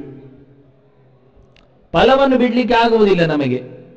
ಹಿಂದೆ ಹೇಳಿ ಆಯ್ತು ಕೃಷ್ಣ, ಯಜ್ಞದಾನ ತಪಕರ್ಮ ಹೇಳುತ್ತಾ ನತ್ಯಾಜ್ಯ ಮಿತಿಚ ಪರೇ ಅಂತ ಹೇಳಿದ್ದಕ್ಕೆ ಹೇಳ್ತಾನೆ, ಯಜ್ಞೋದಾನಂ ತಪಶ್ಚೈವ ಪಾವನಾನಿ ಅಂದ. ನಿನ್ನನ್ನದು ಶುದ್ಧ ಮಾಡ್ತದೆ ಎನ್ನುವುದು ನಿರ್ವಿವಾದ. ಬೇಡ ಬೇಡ ಬೇಡ, ನಾನು ಮಾಡ್ತೇನೆ, ಕೊಳೆ ಹಾಗೆ ಇರಲಿ ಅಂದ್ರೆ, ಅಯ್ಯ ಮಗನೇ, ನಿನಗೆ ಸಂಬಂಧ ಇಲ್ಲ. ತೊಳೆಯುವುದು ನಾವು, ಮಾಡುವುದು ನೀನು ಅಷ್ಟೆ. ತೊಳಿಬೇಕು ಅಂತ ಮಾಡಬೇಡ, ಮಾಡಿದ್ದಕ್ಕೆ ನಾವು ತೊಳಿತೇವೆ, ನಮ್ಮಿಷ್ಟ. ಎಷ್ಟು ತೊಳಿಬೇಕು, ಎಲ್ಲಿ ತೊಳಿಬೇಕು, ಹೇಗೆ ತೊಳಿಬೇಕು, ಯಾವತ್ತು ತೊಳಿಬೇಕು, ಅದೆಲ್ಲ ನಮಗೆ ಬಿಟ್ಟದ್ದು. ಶುದ್ಧಿಗೊಳಿಸುವ ವಿಧಾನಗಳೆಲ್ಲ ನಮ್ಮಲ್ಲಿವೆ, ಅದು ಅದರ ಫಲವೇ. ಆದರೆ ನೀನು ಫಲದ ಆಸೆಯಲ್ಲಿ ಮಾಡಬೇಡ. ಯಜ್ಞ ಮಾಡಿದ್ದು ತಿಳಿಯಾಗಲಿಕ್ಕೆ ಹೇಳಬೇಡ. ತಿಳಿಯಾಗಲಿಕ್ಕೆ ಯಜ್ಞ ಮಾಡಿದ್ದು ತಿಳಿಯಾಗಬೇಕು ಅಂತ ಇಲ್ಲ. ಫಲವೇ ಬೇರೆ, ಕರ್ಮವೇ ಬೇರೆ. ಇದು ಮೀಮಾಂಸಕರಿಂದ ಪೂರಾಚೆ. ಮೀಮಾಂಸಕರು ಕರ್ಮತಂತ್ರದಲ್ಲಿ ಕೂತವರು. ಕರ್ಮೇತಿ ಮೀಮಾಂಸಕ ಅಂತ ಒಬ್ಬ ಹಿಡ್ಕೊಳ್ತಾರೆ, ಅದು ದೇವರೇ ಅಲ್ಲ. ಅವ್ರು ಹೇಳೋದೇನು ಕೇಳಿದ್ರೆ ಅವರದೊಂದು ಬಾರಿ ಗಮ್ಮತ್ತುಂಟು. ಈಗ 4 ದಿನ ಹೋಮ ಅಂತ ಇಟ್ಕೊಳ್ಳಿ. ಒಂದು ಹೋಮ ಅಂದರೆ 14 ದಿನ ಇರ್ತದೆ. ಜ್ಯೋತಿಷ್ಠೋಮ ಹಾಗೆಲ್ಲ ಒಂದೊಂದು ದಿವಸದಲ್ಲ, ಇಡೀ ದಿನ ಏನು ಕೆಲಸ ಇಲ್ಲ, 1-2 ಗಂಟೆ ಕೆಲಸ, ಮತ್ತೆಂಥದ್ದು ಇಲ್ಲ. ಆದರೂ ಅಷ್ಟು ಕೆಲಸಕ್ಕೆ ಅಷ್ಟು ಚೆನ್ನಾದ ಅದ್ದೂರಿಯಾದ ಪ್ರಿಪರೇಷನ್, ತಯಾರಿ. 14 ದಿನದ ನಂತರದ ಹೋಮದಲ್ಲಿ ಜ್ಯೋತಿಷ್ಠೋಮೇನ ಸ್ವರ್ಗಗಾಮೋ ಯಜೇತ ಅಂತ ಜ್ಯೋತಿಷ್ಠೋಮ ಯಾಗ ಆಗುವುದು ಕೊನೆಗೆ. ಅದಕ್ಕಿಂತ ಮೊದಲು ಪ್ರಕೃತಿ ವಿಕೃತಿ ಯಾಗಗಳೆಲ್ಲ ಇರ್ತವೆ, ಸಾಂಗೋಪಾಂಗವಾಗಿ ನಡೆಸಲಿಕ್ಕೆ ಬೇಕಾದ್ದೆಲ್ಲ ಇರ್ತದೆ. ಅಲ್ಲಿಗೆ ಯಜ್ಞ ಮುಗಿದ ನಂತರ ಸ್ವರ್ಗ ಸಿಗ್ತದೆ ಅಂತ ಕ್ರಮ. ಈಗ ಮೊದಲನೇ ದಿವಸ ಯಜ್ಞ ಮಾಡಿದ್ದಾನೆ, ಅದಕ್ಕೆ ಸಂಬಂಧಪಟ್ಟದ್ದು ಎಂತ ಸಿಕ್ಕಿತು? ಸ್ವರ್ಗ ಸಿಕ್ಕಿತು. ಸ್ವರ್ಗ ಸಿಗುವುದು 14 ದಿನದ ನಂತರದಲ್ಲಿ ಅಲ್ವಾ, ಪೂರ ಆದ್ರೆ ಅಲ್ವಾ? 7 ದಿನದಲ್ಲಿ ನಿಲ್ಲಿಸಿದ್ರೆ ಸ್ವರ್ಗ ಉಂಟು? ಇಲ್ಲಲ್ಲ. ಕೊಡ್ತೀರಾ? ಇಲ್ಲಲ್ಲ, ಇಲ್ಲ. ಹಾಗಾದ್ರೆ 14ರ ನಂತರದಲ್ಲಿ ಬರುವುದು ಸ್ವರ್ಗ. ಮೊದಲನೇ ದಿನ ಮಾಡಿದ್ದಕ್ಕೆ ಎಂತ ಕೊಟ್ರಿ ಕೇಳುತ್ತೇವೆ. ಅದಕ್ಕೆ ಅವರು ಹೇಳ್ತಾರೆ, ಮೊದಲ ದಿನದ ಕರ್ಮದಿಂದ ಒಂದು ಪುಣ್ಯವಂತಂತ, ಅದನ್ನು ಅವರು ಅಪೂರ್ವ ಅಂತ ಕರೀತಾರೆ. ಅಪೂರ್ವವಾದದ್ದು ಅಂತ, ಹಿಂದೆ ಎಲ್ಲಿ ಇಲ್ಲದೆ ಇದ್ದದ್ದು ಹೊಸತಾಗಿ ಒಂದು ಸೃಷ್ಟಿಯಾದದ್ದು, ಅದು ಪುಣ್ಯ. ಒಂದಿಷ್ಟು ಒಂದು ಇಟ್ಕೊಳ್ಳಿ, ಅದೆಲ್ಲ ಗೊತ್ತಿಲ್ಲ, ಒಂದಿಷ್ಟು ಪುಣ್ಯ ಬಂತು, ಅದು ಹಾಗೆ ನಿಂತಿದೆ.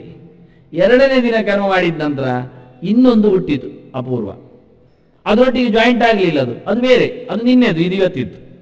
ಹೀಗೆ 14 ಪಿಂಡಗಳು ಬರ್ತವೆ 14 ದಿನ. ನಾನು ಅಪೂರ್ವವನ್ನು ಉರುಟಾಗಿ ಹೇಳಿದ್ರೆ ಪಿಂಡ, ಇನ್ನು ತೊಟ್ಟೆ ಹೇಳಿದ್ರೆ ತೊಟ್ಟೆ, ಡಬ್ಬಿ ಹೇಳಿದ್ರೆ ಡಬ್ಬಿ, ಸಿಲಿಂಡರ್ ಎಂತ ಬೇಕಾದ್ರೆ, ಬಾಲ್ದಿ ಆದರೆ ಬಾಲ್ದಿ ಅಂತ ಒಟ್ಟು ಬಂದಿದೆ. ಒಂದೊಂದು ಇಟ್ಕೊಳ್ಳಿ, ಹೇಗೆ ಬೇಕು ಹಾಗೆ, ಅವರವರ ಚೀಲದ ಯೋಗ್ಯತೆ ಅಂತ ಇರಲಿ.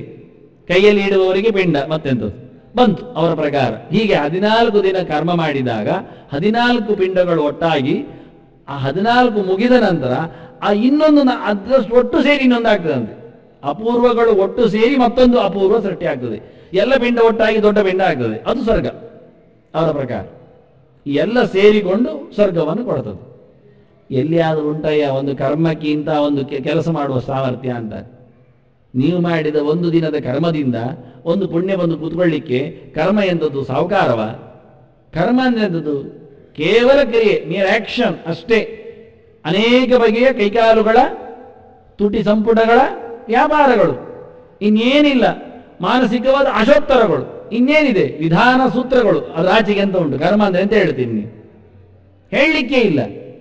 ಅಂದ ಕರ್ಮ ಇದನ್ನು ಸೃಷ್ಟಿ ಮಾಡಲಿಕ್ಕೆ ಸಾಧ್ಯವೇ ಇಲ್ಲ. ಸೃಷ್ಟಿ ಮಾಡಿದ್ದು ಕಾಯಲಿಕ್ಕೆ ಎಂಥದ್ದು? ಉಪರಿಗೆಯ ಅಪೂರ್ವ ಒಂದು ಸೃಷ್ಟಿ ಆಯಿತು, ಅದು ಕಾಯ್ತಾ ಉಂಟು. ಎಂಥದ್ದು? ಪ್ರೇತವನ್ನು ಹೇಳಿದಾಗ ಆಗ್ತದೆ. ಚಿತ್ರ ಹೇಳುವಾಗ 14 ಪ್ರೇತಗಳು. ನಾನು ಸುಮ್ಮನೆ ಪಿಂಡ ಅಂದೆಷ್ಟು, ಪ್ರೇತ ಅದು ಮತ್ತೆಂತ ಕಾಣದೇ ಇರುವಂಥದ್ದು ಬರುವಂಥದ್ದು ಎಂಥದಿಲ್ಲ ಅಂತ. ಫಲ ಭಗವದಾಯತ್ತ ಫಲಮತ ಉಪಪತ್ತೇ ಸೂತ್ರ. ಇದು ಮೀಮಾಂಸಕರು, ಪೂರ್ವ ಮೀಮಾಂಸಕರು. ಉತ್ತರ ಮೀಮಾಂಸಕರು ಬೈತಾರೆ ಅವರಿಗೆ ಕೂತ್ಕೊಂಡು. ಎಂಥದಯ್ಯ ಅರ್ಧದಲ್ಲಿ ನಿಲ್ಲಿಸ್ತಿ ಕಥೆ ಎಲ್ಲ ಹೇಳ್ತಾ? ಮಕ್ಕಳನ್ನ ರಂಗೀಟ್ ಮಾಡ್ಲಿಕ್ಕೆ ಆಯ್ತು ನೀನು, ಸ್ವರ್ಗಗೊಳ್ಳಿಕ್ಕೆ ನೀನು ಅಪ್ಪನ ಗಂಟ ಅದು ಹಾಗೆ ಹೇಳಲಿಕ್ಕೆ ಹೇಳ್ತಾರೆ. ಧರ್ಮಕ್ಕೆ ಬರುತ್ತಾ? ಯಾರು ಕೊಡುವವ? ಕರ್ಮ ಅಧ್ಯಕ್ಷ ಯಾರು? ಕರ್ಮ ಫಲ ಕೊಡುವ ಸ್ವಾಮಿ ಯಾರು? ಅವನಿಗೆ ಗೊತ್ತು ಯಾರಿಗೇನು ಕೊಡ್ಬೇಕು, ಎಷ್ಟು ಕೊಡಬೇಕು ಅಂತ. ಅವನೇ ಲೆಕ್ಕ ಹಾಕೊಂಡು ಪಿಂಡ ಲೆಕ್ಕ ಹಾಕುವುದಿಲ್ಲ ಅಂದ.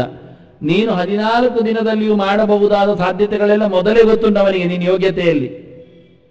ಈಗ ಮಾಡ್ತಾ ಇರುವುದನ್ನು ಪ್ರತ್ಯಕ್ಷ ಸಾಕ್ಷಿ ನೋಡ್ತಾನೆ. ನಿನ್ನ ಒಳಗೆ ನಿಂತು ಮಾಡಿಸ್ತಾ ಇದ್ದಾನೆ ಏನು ಕೊಡಬೇಕು ಅಂತ. ಕೊನೆಗೆ ಬೇಕಾದ್ರೆ ಕೊಡ್ತಾನೆ, ಬೇಡ ಅದು ಬಿಡ್ತಾನೆ. ಯಾರ ಇಚ್ಛೆಗೆ? ಅವನ ಇಚ್ಛೆಗೆ, ನಿನ್ನ ಇಚ್ಛೆಗೆ ಅಲ್ಲ. ಕರ್ಮ ಮಾಡಿದವನ ಯೋಗ್ಯತೆಯಲ್ಲಿ ಫಲವನ್ನು ಅನುಭವಿಸುವ ಕ್ರಮ ಇದ್ದರೆ ಕೊಡ್ತಾನೆ, ಎಷ್ಟುಂಟೋ ಅಷ್ಟು. ಇಲ್ಲಾದ್ರೆ ಅದು ಇಲ್ಲ. ಮತ್ತೆ ಯಾವಾಗಲೂ ಕೊಡ್ತಾನಯ್ಯ, ಕೊಡೋದಿಲ್ಲ ಆದ್ರೆ ಕೊಡೋದಿಲ್ಲಯ್ಯ ಅಂತಾನೆ. ನಿನಗೆ ಯಾಕೆ? ನೀನು ಏನು ಕರ್ಮ ಮಾಡಿದ್ರು, ಪೂರಕ್ಕೆ ಪೂರ ಮಾಡಿದ್ರು ಕೊಡುವುದಿಲ್ಲ. ಏನಾಯ್ತು? ಕೊಡುವುದಿಲ್ಲ. ದೇವರಿಚ್ಛೆ, ಕೊಡುವುದಿಲ್ಲ ಅಂತಾನೆ. ಕರ್ಮಕ್ಕೆ ಕೊಡ್ಲೇಬೇಕೆನ್ನತಕ್ಕಂತಹ ಯಾವುದೇ ನಿಯಮ ದೇವರನ್ನು ಮಾತಾಡಿಸುವುದಿಲ್ಲ. ಏನೂ ಕೊಡವಲ್ಲ. ಸ್ವರ್ಗವೇ ಜ್ಯೋತಿಷ್ಠೋಮ ಯಾಗ ಮಾಡಿದೆ, ಸ್ವರ್ಗ ಕೊಡಬೇಕಾಗಿಲ್ಲ, ಕೊಡುವುದಿಲ್ಲ. ಇಲ್ಲಿಯೇ ಅರಸೊತ್ತಿಗೆಯಲ್ಲಿ ಹೆಚ್ಚಿನ ವೈಭವವನ್ನು ಕೊಡಬಹುದು ಅಷ್ಟೇ. ಅಷ್ಟೇ ಅಂದ. ನಿನಗಷ್ಟೇ, ನಿನಗೆ ಅದೇ ಸ್ವರ್ಗ ಅಂದ. ಅದು ಮಾಡ್ತಾನವ. ಇನ್ನು ಜ್ಯೋತಿಷ್ಠೋಮ ಮಾಡಿದ್ದಕ್ಕೆ ಈ ಸ್ವರ್ಗ ಅಲ್ಲ, ಅತ್ಯಂತ ಎತ್ತರವಾದ ಸಂತೋಷವನ್ನು ಕೊಡಬಲ್ಲ. ಇದ ಅಂದ್ರೆ ಅದು ಇಲ್ಲಿಯಯ್ಯ ಅಂತಾನೆ. ಅವನಿಷ್ಟ ಅಂದ. ಫಲಂ ಅತಃ ಉಪಪತ್ತೇ ಎಂದ. ಎಲ್ಲದಕ್ಕೂ ಬಲ ಭಗವಂತನಿಂದಲೇ ಬರುವಂಥದ್ದು. ಇನ್ಯಾರು ಕೊಡುವುದಿಲ್ಲ, ಇನ್ಯಾರಿಗೆ ಕೊಡ್ಲಿಕ್ಕೆ ಯೋಗ್ಯತೆ ಇಲ್ಲ ಅಂತ ವಾಸ್ತವವಾಗಿ. ಆದ್ರೆ ನೀನು ಫಲದ ಬಗ್ಗೆ ಕೇಳಲೇ ಬೇಡ ಅಂದ. ಫಲದ ಬಗ್ಗೆ ತಲೆಯೇ ಹಾಕಬೇಡ ಅಂದ. ಫಲದ ಬಗ್ಗೆ ಯೋಚನೆಯೇ ಮಾಡಬೇಡ ಅಂದ. ಮತ್ತೆ ಫಲ ಇರ್ತದೆ ಆದ್ರೆ ಇರ್ತದೆ, ಬರ್ತದೆ ಆದ್ರೆ ಬರ್ತದೆ, ಯಾವತ್ತಾದ್ರೂ ಆವತ್ತೇ. ಏನ್ ನಿನ್ಗೆ ನಿನ್ನ ಯೋಗ್ಯತೆಯಲ್ಲಿ ನಡೆಯುತ್ತಾ ಕೇಳುತ್ತೆ. ಕಾರೀರಿ ಯಾಗ ಇಟ್ಟುಕೊಳ್ಳಿ, ಒಂದು ಕಾಮ್ಯ ಯಾಗ. ಕಾರೀರಿ ಯಾಗ ಅಂದ್ರೆ ಮಳೆ ಬರಲಿಕ್ಕೆ ಮಾಡುವ ಒಂದು ಯಾಗ. ಕಾರೀರಿ ಯಾಗ ಮಾಡೋದು. ಮಳೆ ಬರ್ತದ? ಬರಬೇಕು. ಇದು ಭಾರಿ ತರ್ಕ ಆಗಿದೆ. ಮಂಗಳವಾರದಲ್ಲೆಲ್ಲ ಚಿಂತನೆಗೆ ಬಂದಿದೆ. ಕಾರೀರಿ ಯಾಗ ಮಾಡಿತು, ಮಳೆ ಬರಲಿಲ್ಲ ಎಂತ ಹೇಳ್ತೀರಿ? ಸುಳ್ಳು ಹೇಳಿದ್ದು ಹೇಳ್ತೀರಾ? ಅಲ್ಲ. ಯಾಕೆ? ಮೊನ್ನೆ ಕಾರೀರಿ ಯಾಗ ಮಾಡಿದ್ದಾರೆ, ಮಳೆ ಬಂದಿದೆ. ಇವತ್ತು ಮಾಡುವಾಗ ಕಾರೀರಿ ಯಾಗ ಮಳೆ ಬರಲಿಲ್ಲ. ಇದು ನೀವು ಅಕಾಲದಲ್ಲಿ ಮಾಡಿದ್ರಿ, ಅದಕ್ಕೆ ಕಾಲ ಹೇಳಲಿಲ್ಲ. ಯಾವಾಗ ಬೇಕಾದರೂ ಆವಾಗ. ಈಗ ಮಕ್ಕಳನ್ನು ಪಡಿಬೇಕಾದ್ರೆ ಪುತ್ರ ಇಷ್ಟಿಯಾಗ ಮಾಡಲಿಕ್ಕೆ ಉಂಟು ದಶರಥನಿಗೆ. ಅದು ಶರದ್ ಋತುವಿನಲ್ಲಿ ಮಾತ್ರ ಮಾಡಿದ್ರೆ ಆಗುವುದು, ಶಿಶಿರ ಋತುವಿನಲ್ಲಿ ಮಾಡಿದ್ರೆ ಆಗುವುದಿಲ್ಲ. ಅದೆಲ್ಲ ಸಮಯ ಇಲ್ಲದೆ ಹಾಗೆಲ್ಲ ಹೇಳಬಾರ್ದು ಅಂತಾರೆ. ಆ ಯಜ್ಞ ಮಾಡಿದರೆ ಆ ಫಲವನ್ನು ಕೊಡಬೇಕೆನ್ನುವುದು ನಿಯಮ. ಅದು ಕಾಲ. ಮಳೆಗಾಲದಲ್ಲಿ ಮಳೆ ಬರಲಿಕ್ಕೆ ಕಾರೀರಿ ಯಾಗ ಯಾರಿಗೆ ಬೇಕು? ಇದೊಳ್ಳೆ ಕಥೆ ಆಯ್ತಲ್ಲ. ಮಳೆಗಾಲದಲ್ಲಿ ಕಾರೀರಿ ಆಗಬೇಕು, ಮಳೆ ಬರ್ತದೆ ಅಷ್ಟೇ, ಮುಗಿದೋಯ್ತು. ಬೇಸಿಗೆ ಕಾಲದಲ್ಲಿ ಕಾರೀರಿ ಯಾಗ ಮಾಡಬೇಡಿ, ಮಳೆ ಬರೋದಿಲ್ಲ. ಮತ್ತೆ ಯಾವಾಗ ಮಾಡಬೇಕು? ಮಳೆಗಾಲದಲ್ಲಿ ಮಾಡಿ. ಮಳೆಗಾಲದಲ್ಲಿ ಕಾರೀರಿ ಆಗಬೇಕಾ? ಮಳೆ ಬರ್ತದೆ. ನಮಗೆ ಬೇಕಾದಾಗ ಮಳೆ ಬರಿಸಬೇಕಾದ್ರೆ ನಾವು ಯಜ್ಞವನ್ನು ಉಪಯೋಗಿಸುವ. ಸರಿ, ಸರಿ ತಾನೇ? ಸರಿ. ಹಾಗಾದ್ರೆ ಕಾರೀರಿ ಯಾಗ ಮಾಡಿತು, ಮಳೆ ಬರಲಿಲ್ಲ, ಏನ್ ಮಾಡುವ? ಕಾರೀರಿ ಯಾಗ ಮಾಡಲಿಲ್ಲ, ಆದ್ರೂ ಮಳೆ ಬಂತು, ಏನ್ ಹೇಳ್ತೀರಿ ಅಂತ ಕೇಳಿದ್ರು. ಮಳೆಗಾಲ ಅಲ್ಲ, ಬಂತು, ಏನ್ ಮಾಡ್ತೀರಿ ಅಂದ. ಕಾರೀರಿ ಯಾಗಕ್ಕೆ ಮಳೆಯನ್ನು ಸುರಿಸುವ ಯೋಗ್ಯತೆ ಉಂಟು ಎನ್ನುವುದನ್ನು ದೃಢಪಡಿಸ್ಲಿಕ್ಕೆ ಆಗುವುದಿಲ್ಲ. ಅವರದಕ್ಕೆ ವಾದ ಮಾಡ್ತಾರೆ. ಏನಂದ್ರೆ ನೀವು ಕಾರೀರಿ ಯಾಗ ಮಾಡಿದ್ದು ಸರಿ ಇಲ್ಲ ಅಂತ ಹೇಳ್ತಾರೆ. ಮಾಡಿದ್ರೆ ಬರಲೇಬೇಕು ಅಂತ. ಬರಲೇಬೇಕು ಹೇಳಲಿಕ್ಕೆ ಯಾವ ದೊಣ್ಣೆರಾಯನ ಆದೇಶ? ಇದಕ್ಕೆ ಉತ್ತರ ಇಲ್ಲ ಅವರದ್ದು. ಬರಲಿಲ್ಲ, ಅದಕ್ಕೆ ಹೇಳಿದವರು ಸಮಾಧಾನ ಪಟ್ಟುಕೊಳ್ಳೋದು, ಅದು ನೀವು ಚೆನ್ನಾಗಿ ಮಾಡಲಿಲ್ಲ ಕಾರೀರಿ ಯಾಗ. ಆಯ್ತು, ನೀವು ಮಾಡಿ ಚೆನ್ನಾಗಿ. ಅದು ಚೆನ್ನಾಗಿ ಮಾಡ್ಲಿಕ್ಕೆ ಆಗುವುದಿಲ್ಲ, ಹಾಗಾದ್ರೆ ಶಾಸ್ತ್ರ ಯಾಕೆ ಹೇಳಿದ್ದು? ಮತ್ತೆ ಮೊನ್ನೆ ಪ್ರಕಟ ಮಾಡುವಾಗಲೇ ಮಳೆ ಬಂದದ್ದು ಯಾಕೆ? ಬರುವುದಿಲ್ಲ ಅಲ್ಲ, ಬರ್ತದೆ, ಬರಲಿಲ್ಲ ಯಾಕೆ ಗೊತ್ತಿಲ್ಲ. ಹಾಗಾದ್ರೆ ಹೇಳಿದ ದೇವರು ಕೊಡುವುದಿಲ್ಲ ಇಷ್ಟೇ. ಅವನು ತಪ್ಪು ಮಾಡಿದ್ದಕ್ಕೂ ದೇವರು ಕೊಟ್ಟ, ಯಾಕೆ? ಇರ್ಲಿ ಅಂತ ಅವನಿಗೆ ಇಷ್ಟ ಆಯ್ತು. ಇವ ಸರಿಗಟ್ಟು ಮಾಡಿದ್ರು ಕೊಡ್ಲಿಲ್ಲ, ಯಾಕೆಂದ್ರೆ ದೇವರಿಗೆ ಬೇಡ ಆಯ್ತು ಅಷ್ಟೇ. ಇನ್ನೇನೋ ಅದಕ್ಕೆ ನೀವು ದೋಷ ಆರೋಪಣೆ ಮಾಡ್ಲಿಕ್ಕಿಲ್ಲ. ದೇವರು ನೋಡು ಅಸಮ ಮಾಡ್ತಾನೆ, ವಿಷಮ ಮಾಡ್ತಾನೆ, ಇಲ್ಲ ಅವನ ಸಮ ಅವನ ಗೊತ್ತು, ನಿನಗೇನು ಗೊತ್ತು ಅಂತ. ಅಂದ ಕರ್ಮದ ಮೇಲಿರತಕ್ಕ ಫಲದ ಬಗ್ಗೆ ನಮ್ಮಲ್ಲಿ ಯಾವುದೇ ಸ್ವಾಮ್ಯ ಇಲ್ಲ. ಬಂತು ಯಾಕೆ, ಬರಲಿಲ್ಲ ಯಾಕೆ, ಅವನಿಗೆ ಯಾಕೆ ಜಾಸ್ತಿ ಬಂತು, ಈ ಯಾಕೆ ಬರಲಿಲ್ಲ ಕೇಳಲಿಕ್ಕಿಲ್ಲ. ಅವ 48 ಮಂಡಲ ಪೂರ್ತಿ ನಾಗಾರಾಧನೆ ಮಾಡಿದ್ದಾನೆ, ಒಂದು ಮನುಷ್ಯ ಬದುಕಿ ಉಳಿಲಿಲ್ಲ, ಹುಟ್ಟಿದ್ದೆಲ್ಲ ಸಾಯ್ತಾ ಉಂಟು. ಎಂತ ಮಾಡ್ತೀರಿ? ಏನು ಮಾಡಿದ್ರೂ ಆಗುವುದಿಲ್ಲ, ವಿಜ್ಞಾನಕ್ಕೆ ಸವಾಲಾಗಿದೆ, ಏನು ಮಾಡುವ? ಇನ್ನೊಬ್ರು ಒಂದು ನಾಗಾರಾಧನೆ ಮಾಡಲಿಲ್ಲ, 10-12 ಹುಟ್ಟಿದ್ದು ಸರಿಕಟ್ಟಲ್ಲೇ ಬದುಕಿ ಉಂಟು, ಎಂತ ಮಾಡುವ?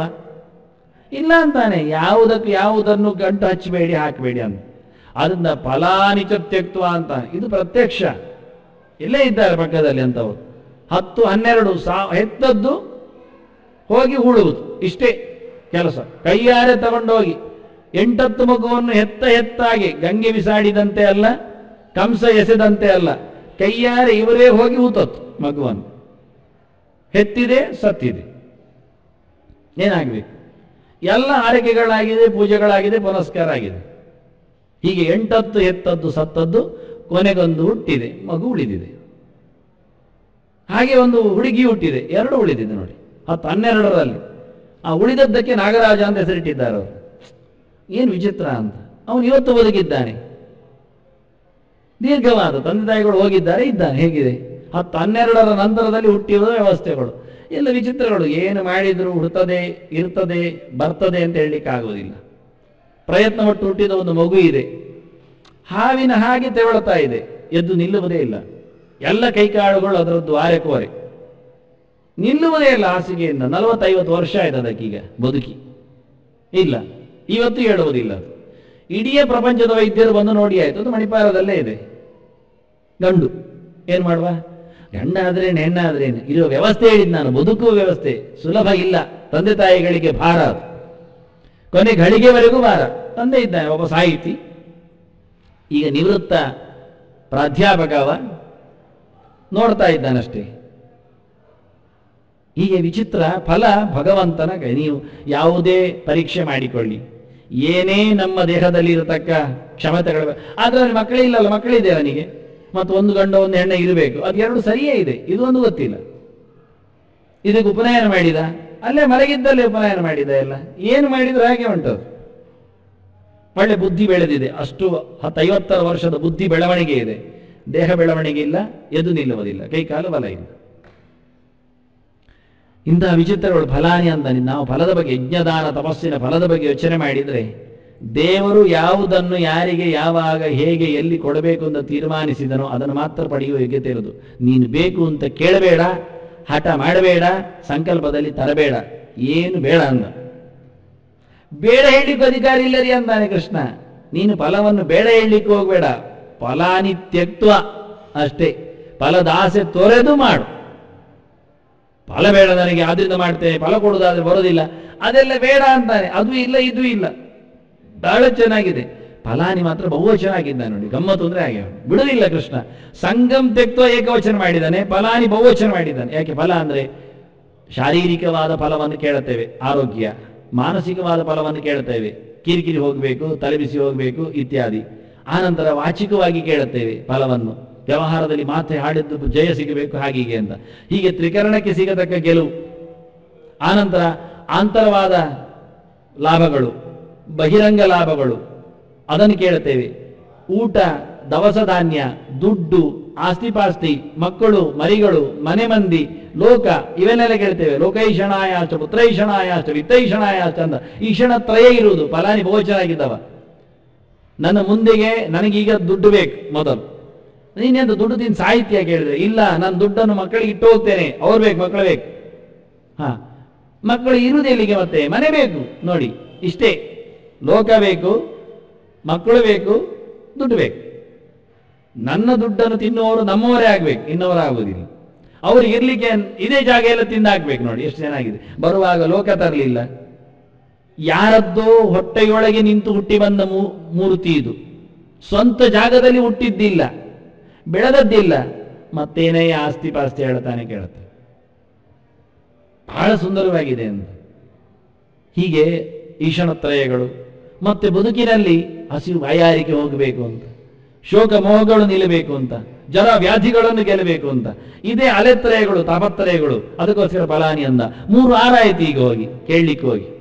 ಆದಿ ಭೌತಿಕವಾದ ಸಮಸ್ಯೆಯ ನಿವೃತ್ತಿಗೆ, ಆಧ್ಯಾತ್ಮಿಕವಾದ ಸಮಸ್ಯೆಯ ಹೊರಗೆ ಬರಲಿಕ್ಕೆ, ಆದಿ ದೈವಿಕವಾದಂಥ ಪೀಡೆಗಳಿಂದ ಆಚೆ ಓಡಲಿಕ್ಕೆ ಬೇಕವನಿಗೆ. ಸುಖ ಸಿಗಬೇಕು, ದುಃಖ ಬರಬಾರದು. ನನಗೆ ಮಾತ್ರ ಅಲ್ಲ, ನಮ್ಮವರಿಗೂ, ನಂಬಿದವರಿಗೂ, ಸುತ್ತಮುತ್ತಲಿರೋರಿಗೂ, ಆತ್ಮೀಯರಿಗೂ, ಮತ್ತೆ ಅವರಿಗೂ ತೊಂದರೆ ಆಗಬೇಕು, ನನಗೆ ಒಳ್ಳೆಯದಾಗಬೇಕು. ಇದು ಮತ್ತೆ ಫಲಾನಿಚ ಅಂದ. ಅದಕ್ಕೆ ಚಕಾರ ಆಗಿದ್ದು ಅವನಿಗೆ ಮಾತ್ರ ಅಲ್ಲ, ಉಳಿದವರಿಗೂ ಕೇಳಲಿಕ್ಕೆ ಉಂಟು. ಅದರಿಂದ ಉಳಿದವರಿಗೆ ನನಗೆ ಸಂಪತ್ತು ಬರಲಿ, ಮತ್ತೆ ನಿಮಗೆ ಆಪತ್ತು ಬರಲಿ. ಇದೆಂಥದ ಕತೆ ಮಾರ್ಯಾರೆ? ಇದು ಚಕಾರ. ಹೀಗೆ ಫಲದಲ್ಲಿ ನಮ್ದು ವ್ಯತ್ಯಾಸ ಉಂಟು. ಈ ಸಿಡಿಲು ಬಡಿಲು ಗುಡುಗು ಎಲ್ಲ ಬಂದಾಗ ಹೇಳುವುದುಂಟು, ಪಕ್ಕದ ಮನೆಗೆ ಬೀಳಿ ಸ್ವಾಮಿ ದೇವರು, ಇದೆಂತ ಕರ್ಮ. ಪಕ್ಕದ ಮನೆಗೆ ಹೋಯರು ಇದೇ ತಾಗಿಕೊಂಡಿದ್ರೆ ಇದು ಸುಟ್ಟೋದ್ರೆ ಅವ್ರು ಹೇಳುದು, ನಾವೆಲ್ಲ ಮೈನ್ ಸ್ವಿಚ್ ಆಫ್ ಮಾಡಿದ್ರೆ ಪಕ್ಕದ ಮನೆಗೆ ಹೊಡೆದುಕೊಳ್ಳಿ, ಅವರದಲ್ಲಿ ಫ್ರಿಜ್ ಆದ್ರೂ ಹೋಗ್ಲಿ, ಟಿವಿ ಆದ್ರೂ ಸಾಯಿಲಿ. ಆಯ್ತಲ್ಲ, ಎಲ್ಲಿಯೋ ಮಿಂಚು, ಎಲ್ಲಿಯೋ ಗುಡುಗು, ಯಾವುದೋ ಸದ್ದಿಗೆ ಇವನ ಪ್ರಾರ್ಥನೆಗಳು ಫಲಾನಿಜ. ಅದಕ್ಕೋಸ್ಕರ ಹರೇ ರಾಮ ಗಟ್ಟಿ ಹೇಳುದು. ಏನು ಕರ್ಮಕ್ಕೆ ಗಟ್ಟಿ ಹೇಳೋದು? ಮತ್ತೆ ಗಟ್ಟಿ ಹೇಳಿದ್ರೆ ಸಿಡಿಲಿಗೆ ಕೇಳುತ್ತೆ ಅಲ್ಲ, ಗುಡುಗು ಗುಡುಗಿದಾಗಿ ಇವನು ಗುಡಿದಲ್ಲಿ ಅದು ಸಿಡಿಲು ಬಡಿಯುತ್ತೆ ಅಲ್ಲ. ಏನೋ ಕರ್ಮಗಳು, ಇಂಥ ವಿಚಿತ್ರ ಆಸೆಗಳು ಎದುರೇ ನಿಂತಿರ್ತಾರೆ. ರಾಘವೇಂದ್ರ ಸ್ವಾಮಿಗಳ ಹತ್ರ ದಮ್ಮಯ್ಯ ರಾಘವೇಂದ್ರ ಸ್ವಾಮಿಗಳೇ, ಒಂದು ಆ ವ್ಯಾಪಾರ ಮಾಡಿದ್ದೇನೆ, ಹಾಕಿದ್ದೇನೆ ದುಡ್ಡು, ಅದು ಬರಲಿ ಸಿಗಲಿ ಅಂದ್ರೆ ಬಾರ್ ಅಂಗಡಿ ಇಟ್ಟಿದ್ದಾನಂತೆ, ಅಥವಾ ದೇವರದ್ದು ಇಟ್ಟಿದ್ದಾನಂತೆ. ರಾಘವೇಂದ್ರ ಬಾರ್ ಆ್ಯಂಡ್ ರೆಸ್ಟೋರೆಂಟ್ ಹಾಕಿದ್ದೇನೆ, ರಾಘವೇಂದ್ರ ಸ್ವಾಮಿಗಳ ಹತ್ರ ಕೇಳೋದು, ಅವ ದಮ್ಮಯ್ಯ ಗಿರಾಕಿಗಳು ಬರಲಿ, ಈ ಸರ್ತಿ ಆದ್ರೂ ನಾನು ಬಚಾವಾಗಲಿ ಅಂತಾನೆ ಹೊಸ ವರ್ಷಕ್ಕೆ. ಇದಕ್ಕೆ ದೇವರು ತಥಾಸ್ತು ಅನ್ನೋದ. ರಾಘವೇಂದ್ರ ಸ್ವಾಮಿಗೆ ಯಾವತ್ತು ಕೈ ಎತ್ತಿಕೊಂಡೇ ಇರುವುದು, ಇದೇ ಪಕ್ಷ ನಂದು ಅಂತ. ಏನ್ ಕರ್ಮವೋ, ಯಾಕೆ ಕೈಯಾದ್ರೂ ಒಮ್ಮೆ ಕೆಳಗೆ, ಅದಕ್ಕೆ ಬಟ್ಟೆ ಆದ್ರೂ ಸುತ್ತಿ ಹಿಡಿ ಹೋದಿತ್ತು ಒಮ್ಮೆ. ಅದೇ ಎಲ್ಲ ಬರ್ತಾ ಉಂಟಲ್ಲ ಯಾವತ್ತೂ ನೋಡಿದ್ರು, ರಾಘವೇಂದ್ರ ಸ್ವಾಮಿಗಳದ್ದೇ ವೈಭವೋ ಏನು. ಹೀಗೆ ವಿಚಿತ್ರವಾಗಿ ಎಲ್ಲ ಫಲ. ಅದಕ್ಕೆ ಕೃಷ್ಣ ಹೇಳ್ತಾರೆ ಫಲಾನಿಚ ಅಂದ. ಚಕಾರ ಆಗಿದ, ಅಯ್ಯ ಹೆಚ್ಚುವರಿದ ಪ್ರಶ್ನೆಗಳು, ಹೆಚ್ಚುವರಿದ ಆಸೆಗಳು, ಹೆಚ್ಚುವರಿದ ಮೂರ್ಖತನದ ಯೋಚನೆಗಳು ಅಂದಾನೆ ಚಕಾರ ಹಾಕೋದ್ ಮೂಲಕ. ನಿನಗಷ್ಟು ಸಾಲದೆ ಉಳಿದವರದ್ದು ಕೇಳ್ತೀಯ, ಏನ್ ಕರ್ಮಕ್ಕೆ ಅಂದ. ನಾನು, ನನ್ನವರು, ಮನೆಯವರು ಎಲ್ಲ ಮುಗಿದು ಆಚಿನವರು, ಈಚಿನವರು, ಲೋಕದವರು, ಯಾಕೆ ಕರ್ಮಕ್ಕೆ ಕೇಳ್ತಾನೆ? ಏನು ಬೇಡಯ್ಯ ಅಂದ. ವ್ಯಷ್ಟಿ ಸಮಷ್ಟಿ ಬೇಡ, ಆತ್ಮ ಆತ್ಮೀಯ ಅದ್ಯಾವುದು ಬೇಡ. ಅದರಿಂದ ಫಲಾನಿ ಅನ್ನೋದ್ರಲ್ಲಿ ತುಂಬಾ ಕೃಷ್ಣ ದುಡಿಸಿಕೊಳ್ತಾನೆ. ಕೇಳಿಕೊಳ್ಳುವ ಕಥೆಗಳನ್ನು ಎಲ್ಲರದ್ದು ಎಲ್ಲವೂ ಬರ್ದಾಕಿ ಬಿಟ್ಟದ್ರಲ್ಲಿ ಬಹುವಚನ. ಇಲ್ಲಾದ್ರೆ ಸಂಗಂಚೈವ ಫಲಂತದ ಅಂತ ಹೇಳ್ಬೋದು, ಬಹಳ ಸುಲಭಿತ್ತು. ಫಲ ಬಿಡು, ಸಂಘ ಬಿಡು, ಸಾಕಿತ್ತು. ಅಲ್ಲದೆ ಸಂಘಂ ತೆಕ್ತ್ವ ಫಲಾನಿಚ, ಎಲ್ಲಿಯಾದ್ರೂ ಏಕವಚನ ಹಾಕಿದ್ರೆ ಒಂದು ಕೆಲಸ ಮಾಡ್ತಿದ್ರು ಜನ. ಸಂಗಂಚೈವ ಫಲಂತದ ಅಂದ್ರೆ ಫಲಸಂಗಂ ತೆಕ್ತ್ವ ಅಂತ ಏಕ ಮಾಡ್ತಿದ್ರು ವಿಶೇಷಣ. ಫಲದ ಆಸೆಯನ್ನು ತೊರೆದು ಮತ್ತೆ ಕರ್ಮ ನಂಟನ್ನು ಬಿಟ್ಟು ಹೇಳ್ತಿರ್ಲಿಲ್ಲ, ಎರಡು ಮಾಡ್ತಿರ್ಲಿಲ್ಲ. ಅದಕ್ಕೆ ಕೃಷ್ಣ ಏಕವಚನ ಬೇರೆ ಬಹುವಚನ ಬೇರೆ, ಎಷ್ಟು ಸಾಧ್ಯತೆಗಳುಂಟು ಅರ್ಥ ವ್ಯತ್ಯಾಸ ಮಾಡಲಿಕ್ಕೆ, ವ್ಯವಸ್ಥೆ ಮಾಡ್ಲಿಕ್ಕೆ ಅಷ್ಟು ಮಾಡ್ತಾನೆ. ಇದೆಲ್ಲ ಸಂಸ್ಕೃತ ಗೊತ್ತಿದ್ದವರಿಗೆ ಮಾತ್ರ ಗಮತಾಗೋದು. ಸಂಗಂಚೈವ ಫಲಂತದ ಮಾಡಿದ್ರೆ ಫಲಸಂಗಂ ತೆಕ್ತ್ವ, ಅಷ್ಟೇ ವ್ಯಾಖ್ಯಾನ ಬರೆದು ಹೋಗ್ತಾರೆ. ಈ ಮೂರ್ಖರು ವ್ಯಾಖ್ಯಾನಕಾರ ಬರ್ಲಿಕ್ಕೆ ಹೋಗಿ ನಾವು ಅವರನ್ನು ಉಗೆ ಅಂತ ಹೊತ್ಕೊಂಡು ಹೋಗಿ ಅದನ್ನೇ ಸತ್ಯ ಹೇಳುತ್ತೇವೆ. ನೋಡಿ ಅವ್ರು ಹೀಗೆ ಬರ್ದಿದ್ದಾರೆ ಅಷ್ಟೇ. ಅವ್ರು ಹಾಗೆ ಬರ್ದಿದ್ದಾರಯ್ಯ, ಅದು ತಪ್ಪೇ. ಏನಾಯ್ತದು? ಸರಿಯಿಂದ ಯಾರು ಹೇಳ್ಬೇಕು? ನಾವೇ ಹೇಳ್ಬೇಕು ಸರಿಯಿಂದ. ಅದು ತಪ್ಪು ಅಂತ ಯಾಕೆ ಹೇಳಬಾರ್ದು? ನಾವೇ ಹೇಳುತ್ತೇವೆ. ಆದ್ರಿಂದ ಎಲ್ಲ ಹಿಂದಿನವರು ಬರೆದದ್ದೆಲ್ಲ ಸರಿ ಹೇಳಬೇಡಿ, ಹೇಳಬೇಕಾಗಿಲ್ಲ. ಬೇರೆಯೂ ಸರಿಯಾಗ್ಬೋದು, ಅದು ತಪ್ಪು ಇರಬಹುದು. ಅದನ್ನ ಚಿಂತನೆ ಮಾಡಿಕೊಂಡಾಗ ತಪ್ಪು ತಪ್ಪೇ, ಸರಿ ಸರಿಯೇ. ಅದನ್ನ ಅಲ್ಲಿದೆ ಇಲ್ಲಿದೆ ಹೇಳಲಿಕ್ಕೆ ಆಗುವುದಿಲ್ಲ. ಅದಕ್ಕೆ ಕೃಷ್ಣ ಎಷ್ಟು ಸಾಧ್ಯ ಉಂಟು ಆಚೀಚೆ ಬೇರೆ ಮಾಡಿ ಹೇಳ್ತಾನೆ. ಸಂಗಂ ತ್ಯಕ್ತ್ವ ಫಲಾನಿಚ ಅಂದ. ಫಲಾನಿಚ ತ್ಯಕ್ತ್ವ, ಅದರಿಂದ ತ್ಯಾಗೆ ಅಂತ ಹೇಳಿದ್ದ. ಕರ್ತವ್ಯ ನೀತಿ ಮೇ ಮಾರ್ಥ ನಿಶ್ಚಿತಂ ಮತಂ ಉತ್ತಮ. ಇದು ನನ್ನ ಮತಂ ಉತ್ತಮಮ್ಮೆ. ನಿಶ್ಚಿತಂ ಮತಂ ಉತ್ತಮ. ಮತಮದ ಅಭಿಪ್ರೇತ ಮತ, ಅಭಿಪ್ರಾಯ, ಉತ್ತಮವಾದ ಅಭಿಪ್ರಾಯ ನನ್ನದು. ಇದು ತಮಸ್ಸಿನಿಂದ ನಿನ್ನನ್ನು ಉದ್ಧಾರ ಮಾಡುತ್ತೆ, ರಾಜಸ ಭಾವದಿಂದ ನಿನ್ನನ್ನು ದೂರಕ್ಕೆ ತರಳುತ್ತೆ. ಇದು ಸಾತ್ವಿಕವಾದ ಕ್ರಮ. ನೀನೆಂದ್ಯಾದ್ರೂ ಸಂಘವನ್ನು ಬಯಸಿದರೆ, ಮಾಡಿದರೆ, ನಾನು ಮಾಡಿದೆ ಕರ್ತೃತ್ವದ ಅಭಿಮಾನ ನಿನಗೆ ಬಂದರೆ ನೀನಲ್ಲಿ ರಾಜಸನಾಗ್ತಿ. ನನಗೆ ಸಂಪತ್ತು, ಫಲ, ಅದರದ್ದು ಫಲಿತಾಂಶ, ಅದರ ಲಾಭ ನನಗೆ ಬೇಕೇ ಬೇಕು ಅಂತ ಮಾಡಿದರೆ ನೀನು ತಾಮಸನಾಗ್ತಿ. ಆದ್ದರಿಂದ ಒಂದು ಸಂಘ, ಒಂದು ಫಲ, ಇದು ಎರಡರಲ್ಲಿ ರಾಜಸ ಮತ್ತು ತಾಮಸ. ರಾಜಸದಲ್ಲಿ ಒಂದೇ ಸಂಘ ಮಾತ್ರ. ಎಲ್ಲರನ್ನು ಕೂಡಿಸಿಕೊಳ್ಳೋದು, ಜನ ಸಮುದಾಯ ಹಾಕಿಕೊಳ್ಳುವುದು, ಲೋಕ ಸಮಸ್ತಾಹ ಸುಖಿನೋಭವ ಅಂತ ಹೇಳೋದು, ನಿಮಗಾಗಿ ಮಾಡ್ತೇನೆ, ಎಲ್ಲ ಸಾರ್ವಜನಿಕ ಲೂಟುದೆ, ಮತ್ತೆಂದಿಲ್ಲ. ಯಾವ ಕಾರಣವಾಗಿ ಸಾರ್ವಜನಿಕ ಅಂದರೆ ನಾವು ಲೆಕ್ಕ ಹಾಕ್ತೇವೆ. ಸುಮಾರು ಒಂದು 500 ಜನ ಬಂದ್ರೆ 101 ಇಟ್ರೆ 50,000 ಆದರೆ ಖರ್ಚುಗಳದ್ದು 30,000 ಉಳಿತದೆ. ಅವ ಲೆಕ್ಕ ಮಾಡ್ತೀನಿ ಸಾರ್ವಜನಿಕೆಯಲ್ಲಿ ಮಾಡ್ತಾನೆ. ಅದೇ ಏನು ನೀವು ಇಷ್ಟಪಟ್ಟದ್ದು ಕೊಡಿ. ಸಾರ್ವಜನಿಕರು ಅಂತ ಕರೆದಿದ್ರೆ ನನ್ನ ಅಭಿಪ್ರಾಯ ಕರಿಬೇಕಿದ್ರೆ, ಯಾಕೆ ಒಬ್ಬರಿಗೆ ಮಾಡೋದಿಲ್ಲ ಅದರಿಂದ ಮಾಡ್ತೇವೆ ಅಂದ್ರೆ ಉಳಿದವರು ಸಾರ್ವಜನಿಕರೇ ಹೇಳ್ತಾರೆ ನಮಗೊಬ್ಬರಿಗೆ ಸಾಧ್ಯ ಇಲ್ಲ, ನೀವೆಲ್ಲ ಒಟ್ಟು ಸೇರಿ ಮಾಡೋದಾದ್ರೆ ಬರ್ತೇವೆ ಅಂತ. ಅಂತವರಿದ್ರೆ ಎಷ್ಟು ಕೊಡಬೇಕು ಅಂತ ಇಲ್ಲ, ನಿಮ್ಮಿಷ್ಟ. ನೀವೆಷ್ಟು ಜನರಿದ್ದೀರಿ ನಾವು ನೋಡಿ ಮಾಡ್ತೇವೆ ನಿಮಗೋಸ್ಕರ. ನೀವು ಏನು ಕೊಡ್ತೀರಿ ಕೊಡಿ. ಇಷ್ಟು ಇಲ್ಲಿನ ವ್ಯವಸ್ಥೆಯಲ್ಲಿ ಖರ್ಚು ಸೇರುತ್ತೆ. ಇಷ್ಟನ್ನು ನಾವು ನಡೆಸಿ ನಿಮ್ಮ ಪಾಲುದಾರಿಕೆ ನಿಮ್ಮ ಯೋಗ್ಯತೆ ಎಷ್ಟು ಅಷ್ಟು. ಅದರಿಂದ ಒಬ್ಬ 100 ಕೊಡಬಲ್ಲ, ಒಬ್ಬ 10 ಕೊಡಬಲ್ಲ, ಅಷ್ಟು ಪೂವರ್ ಇರ್ತಾನೆ. ಇನ್ನೊಬ್ಬ 1000 ಕೊಡಬಲ್ಲ. ನೀವೇನಾಯ್ತು ಈಗ ಅಂದ್ರೆ 100 ಹೇಳಲಿಕ್ಕೆ ಹೋಗಿ ಅವನಿಂದ 900 ನೀವು ಬಿಟ್ಟುಕೊಟ್ರಿ. ಇಲ್ಲಿನ 90 ಬಿಟ್ಟುಕೊಡ್ಲಿಕ್ಕೆ ನೀವು ಆಸೆ ಪಡದೆ ಅಲ್ಲಿ 900 ಬಿಟ್ಟುಕೊಟ್ರಿ. ನೀವು ನಾಚಿಕೆ ಆಗಿ ಕೇಳೋದು. ಒಬ್ಬ ಹೇಳ್ತಾನೆ 100 1000 ಇರ್ಲಿ ಅಯ್ಯ, ನಂಗೆ 5,000 ಖರ್ಚು ಮಾಡ್ಲಿಕ್ಕೆ ಆಗುವುದಿಲ್ಲ ಇಷ್ಟು ಚೆನ್ನಾಗಿ ಮಾಡ್ಲಿಕ್ಕೆ. 10,000 ಖರ್ಚಿನ ಕೆಲಸವನ್ನು 5,000 ಹಾಕಿ ನನಗೆ ಆಗುವುದಿಲ್ಲ ಒಬ್ಬನಿಗೆ. ನೀವು ಮಾಡ್ತೀರಾದ್ರೆ 1,000 ನನ್ನದಿರ್ಲಿ ಬರುವ, ಅಷ್ಟು ಕೊಡ್ಲಿಕ್ಕೆ ನನ್ನಲ್ಲಿ ತಾಕತ್ತಿದೆ ಅಂತಾನೆ. ಅಷ್ಟು ನಾನು ಸೇರಿಕೊಳ್ಳಿಕ್ಕೂ ತಯಾರಿದ್ದೇನೆ ಅಂತಾನೆ ಅವನು. 10ನೇ ಒಂದು ಪಾಲಿನಷ್ಟು ನಾನು ಸೇವೆ ಕೊಡುತ್ತೇನೆ, 10 ಪಾಲು ಸೇವೆ ಮಾಡಲಿಕ್ಕೆ ನನಗಾಗುವುದಿಲ್ಲ ಓಡಾಡಿಕೊಂಡು. 10,000 ಖರ್ಚಿನ ಕೆಲಸದಲ್ಲಿ 10,000ದಷ್ಟು ಸೇವೆ ಮಾಡಲಿಕ್ಕೆ ನನಗೆ ಆಗುವುದಿಲ್ಲ. 1,000ದಷ್ಟು 10ನೇ ಒಂದು ಅಂಶ ನಾನು ಪ್ರಯತ್ನ ಮಾಡಲಿಕ್ಕೆ ಶಾರೀರಿಕವಾಗಿ ತಯಾರಿದ್ದೇನೆ ಮಾಡ್ತಾನೆ. ಎಷ್ಟು ಚೆನ್ನಾಗಿದೆ. ಅದರಿಂದ 10ರವನನ್ನು ಹೇಳ್ಕೊಳ್ಳುವ ನಾವು, 10,000ದವನನ್ನು ಕರ್ಕೊಳ್ಳುವ, ಹಾಗೆ ಸಾಮೂಹಿಕ ಮಾಡುವ. ಅದರಿಂದ ಸಾಮೂಹಿಕದಲ್ಲಿ ಲೆಕ್ಕ ಇಲ್ಲ. ಹಾಗೆ ಹೇಳಿದರೆ ಎಲ್ಲರೂ 10 ಕೊಡ್ತಾರೆ. ಕೊಡ್ಲಿ, ಮೊದಲು ಕೊಟ್ಟಾಗ ನಿಮ್ಮ ಕೆಲಸ ತೋರಿಸಿ ಅವರಿಗೆ. ಪ್ರಾಮಾಣಿಕವಾಗಿ ಸೇರಿಕೊಂಡಾಗ ಅವ ಹೇಳಿಕೊಳ್ಳಿ ಯಾರ ಪಾಲು ಹೇಗೆಯೋ ಹಾಗೆ ಅವರ ಫಲ ಎನ್ನುವುದು ಗೊತ್ತಿರುತ್ತದೆ ಅಂತ ಸಾಕು ತಾನೆ. ಅದರಿಂದ ಇದ್ದು 10 ಕೊಟ್ಟವನಿಗೆ ಫಲ 1 ರೂಪಾಯಿದೇ ಬರುದು, 10 ರೂಪಾಯಿದು ಬರುವುದಿಲ್ಲ. ಆಗ ಕಡಿಮೆ ಆಗತ್ತೆ. ಇದ್ದವ ಸಂತೋಷದಲ್ಲಿ ಎಷ್ಟು ಕೊಡ್ತಾನೆ ಅಷ್ಟರಲ್ಲಿ ನಡೆಸಿದ್ರೆ ಪೂರ್ಣ ಫಲವೂ ಸಿಗುತ್ತೆ, ಪ್ರತಿಯೊಬ್ಬನಿಗೂ ಪೂರ್ಣ ಫಲ ಸಿಗುತ್ತೆ. 10 ಜನರಿಗೆ ಹಂಚಿ ಹೋಗುವುದಿಲ್ಲ. ಆಗ ಈ ಯೋಗ್ಯತೆ ನಮ್ಮಲ್ಲಿಲ್ಲ. ಇದು ಸಾಮಾಜಿಕ, ಇದು ಸಾಮೂಹಿಕ ಅಂದರೆ. ಅದು ಬಿಟ್ಟು ಇವತ್ತಿನ ಹಾಗೆ ವಂತಿಗೆ ತಗೊಂಡು ದುಡ್ಡು ಮಾಡಿಕೊಂಡು ಚೀಲದಲ್ಲಿ ಹಾಕೊಂಡು ಹಾಗಾದ್ರೆ ಎಷ್ಟು ಖರ್ಚಾಯಿತು. ಬರುವ ಸರ್ತಿ ಹೆಚ್ಚಿಡ್ಬೇಕು. ಈ ಸರ್ತಿ ನೋಡಿ 50,000 ಬಂದದ್ದು 45 ಖರ್ಚಾಗಿದೆ, 5 ಸಿಕ್ಕಿದ್ದು. ಬರುವ ಸರ್ತಿ 100 ಬೇಡ 150 ಇಡುವ, 75 ಬರ್ತದೆ 35 ಒಳಗೆ ಹಾಕುವ ಅಂದ. ಇದೆಂತ ಲೆಕ್ಕ, ಇದು ಬೇಡ ಅಂದ. ಅದನ್ನ ಕೃಷ್ಣ ಫಲಾನಿಚ ಎನ್ನುವಲ್ಲಿ ಬಹಳ ಚೆನ್ನಾಗಿ ಮತಂ ಉತ್ತಮಂ ಅನ್ನುವಂಥ ರಾಜಸ ಭಾವವನ್ನು, ಸಂಘದಿಂದ ರಾಜಸವನ್ನು ದೂರ ಮಾಡು, ಫಲದಿಂದ ತಾಮಸನನ್ನು ದೂರ ಇಡು ಅಂದ. ಫಲಗಳು ಬಹಳವಾಗಿ ತಾಮಸ ಭಾವಗಳು ಹೆಚ್ಚಾಗ್ತವೆ. ಅದರಿಂದ ತಾಮಸ ಅಂದಾಗ ತುಂಬ ಬಗೆ ನಾನು ಬದುಕಬೇಕು, ಇನ್ನೊಬ್ಬರು ಸಾಯಬೇಕು, ಅವರು ಸತ್ತೇ ಹೋಗಿರಬೇಕು, ಇದೆಲ್ಲ ಚಕಾರದಿಂದ ಇತರರೂ ಸೇರಿಕೊಳ್ಳುವ ವ್ಯವಸ್ಥೆಯಲ್ಲಿ ತಾಮಸ ಭಾವಗಳು. ಸಂಘದಲ್ಲಿ ಆಗಿಲ್ಲ, ಇವನದ್ದೇ ಘೋಷ್, ನಾನೇ ನನ್ನ ಹೆಸರು, ನಾನು ಬರಬೇಕು, ನನ್ನ ಕೀರ್ತಿ, ನನ್ನ ಹೆಸರು, ನನ್ನ ಪ್ರತಿಷ್ಠೆ, ನಾನು ಮಾಡಿದ್ದೇನೆ. ಇದೆಲ್ಲ ಪೂರ ಅಹಂಕಾರದ ಪೂರ ವಿಭಕ್ತಿಗಳು. ಅಹಂದಿಂದ ಹಿಡಿದು ಮಮಕಾರದವರೆಗೆ ಅಷ್ಟು ವಿಭಕ್ತಿಗಳು. ನಿಜವಾಗಿ 6 ವಿಭಕ್ತಿ, ಅಲ್ಲಿ ಸಂಬೋಧನೆ ಇಲ್ಲ, 7 ವಿಭಕ್ತಿ ಅಷ್ಟೇ. ನಾನು ಬಿಟ್ಟರೆ ಉಳಿದದ್ದು 6. ಆದರೂ ನಾನು ಬಿಡ್ಲಿಕ್ಕಿಲ್ಲ, ಅದು ಸೇರಿಸಿಕೊಂಡು ಎಲ್ಲ ಮಾಡಿಕೊಂಡ್ರು ಅಷ್ಟ ಆಗುವುದಿಲ್ಲ, ಅಷ್ಟ ವಿಭಕ್ತಿ ಇಲ್ಲ. ಆದರೆ ಅಷ್ಟು ವಿಭಕ್ತಿಗಳಲ್ಲಿ ಪ್ರಯತ್ನ ಮಾಡ್ತಾನೆ, ಸರಿ ಹೋಗ್ತಾನೆ. ಅದನ್ನ ರಾಜಸ ಮತ್ತು ತಾಮಸ 2 ಒಟ್ಟು ಸೇರಿದ ಪೂರ, ಅದು ತೊರೆಯಲಿಕ್ಕೋಸ್ಕರ ಉತ್ತಮ ಅಂತ ಹೇಳ್ತಾರೆ. ತಮಸ್ಸನ್ನು ದಾಟಿದ ತಮುಗ್ಲಾನವು ಅಂತ ತೊಂದರೆಪಡಿಸುವ ರಾಜಸವನ್ನೂ ದಾಟಿದ. ಅದನ್ನ ತಮಸ್ಸು ಮಾತ್ರ ದಾಟಿದ್ದಲ್ಲ, ತಮಸ್ಸದಾದ ತಮುಗ್ಲಾನವು ಅಂತ ತೊಂದರೆಪಡಿಸುವ ಸಂಘವು ತೊಂದರೆ ಮಾಡುತ್ತೆ. ನಿನ್ನ ಏಳಿಗೆಗೆ ಕುಂಟಿ ನಾನೇ ಮಾಡಿದೆ ಅಂದ್ರೆ ದೇವರು ಕೆಳಗೆ ಹಾಕಿ ಬಿಡ್ತಾನೆ. ಅಸ್ಮಾಕಮೇವಾಯಂ ವಿಜಯ ಅಂತ ದೇವತೆಗಳು ಮೆರವಣಿಗೆ ಹೋದಾಗೆ ಯಕ್ಷ ಎದುರಲ್ಲಿ ಬಂದು ಕೂತ್ಕೊಳ್ತಾನೆ, ಅಲ್ಲೇ ಮುಗಿ ಮುಂದೆ ಹೋಗುವುದಿಲ್ಲ ಮತ್ತೆ. ಹಾಗಾಗಿ ದೇವರು ಮಾಡಿಸಿದ ಎನ್ನುವ ಭಾವ ಬರುವಂತೆ ಉತ್ತಮದ ಅಭಿಪ್ರಾಯ ನನ್ನದು, ಇದನ್ನು ಮಾಡಬೇಕು ಅಂತ ನಾನು ನಿನಗಾಗಿ ಹೇಳುತ್ತೇನೆ ಅಂತೇಳಿ ಪಾರ್ಥ ಅಂತ ಕರೆದಿದ್ದಾನೆ. ಇನ್ನು ಅವನು ಕರೆದಿದ್ದ ಅಂತ ಭಗವಂತ ಅವನನ್ನು ಚೆನ್ನಾಗಿ ಆತ್ಮೀಯನಿದ್ದಿ ನೀನು, ನಮ್ಮವನಿದ್ದಿ ನೀನು, ಅರ್ಥ ನಿನಗೆ ಅರ್ಥ ಆಗುತ್ತೆ ಆದ್ದರಿಂದ ಹೇಳಿದ್ದು, ಅದಕ್ಕೋಸ್ಕರ ನಿನ್ನನ್ನು ನಾನು ದುಡಿಸಿಕೊಂಡೆ ಅಂತ ಕೃಷ್ಣ ಅರ್ಜುನನಿಗೆ ಹೇಳ್ತಾ ಇದ್ದಾನೆ. ಶ್ರೀಕೃಷ್ಣಾರ್ಪಣಮಸ್ತು, ಶ್ರೀಕೃಷ್ಣಾರ್ಪಣಮಸ್ತು, ಶ್ರೀಕೃಷ್ಣಾರ್ಪಣಮಸ್ತು, ಶ್ರೀಕೃಷ್ಣಾರ್ಪಣಮಸ್ತು, ಶ್ರೀಕೃಷ್ಣ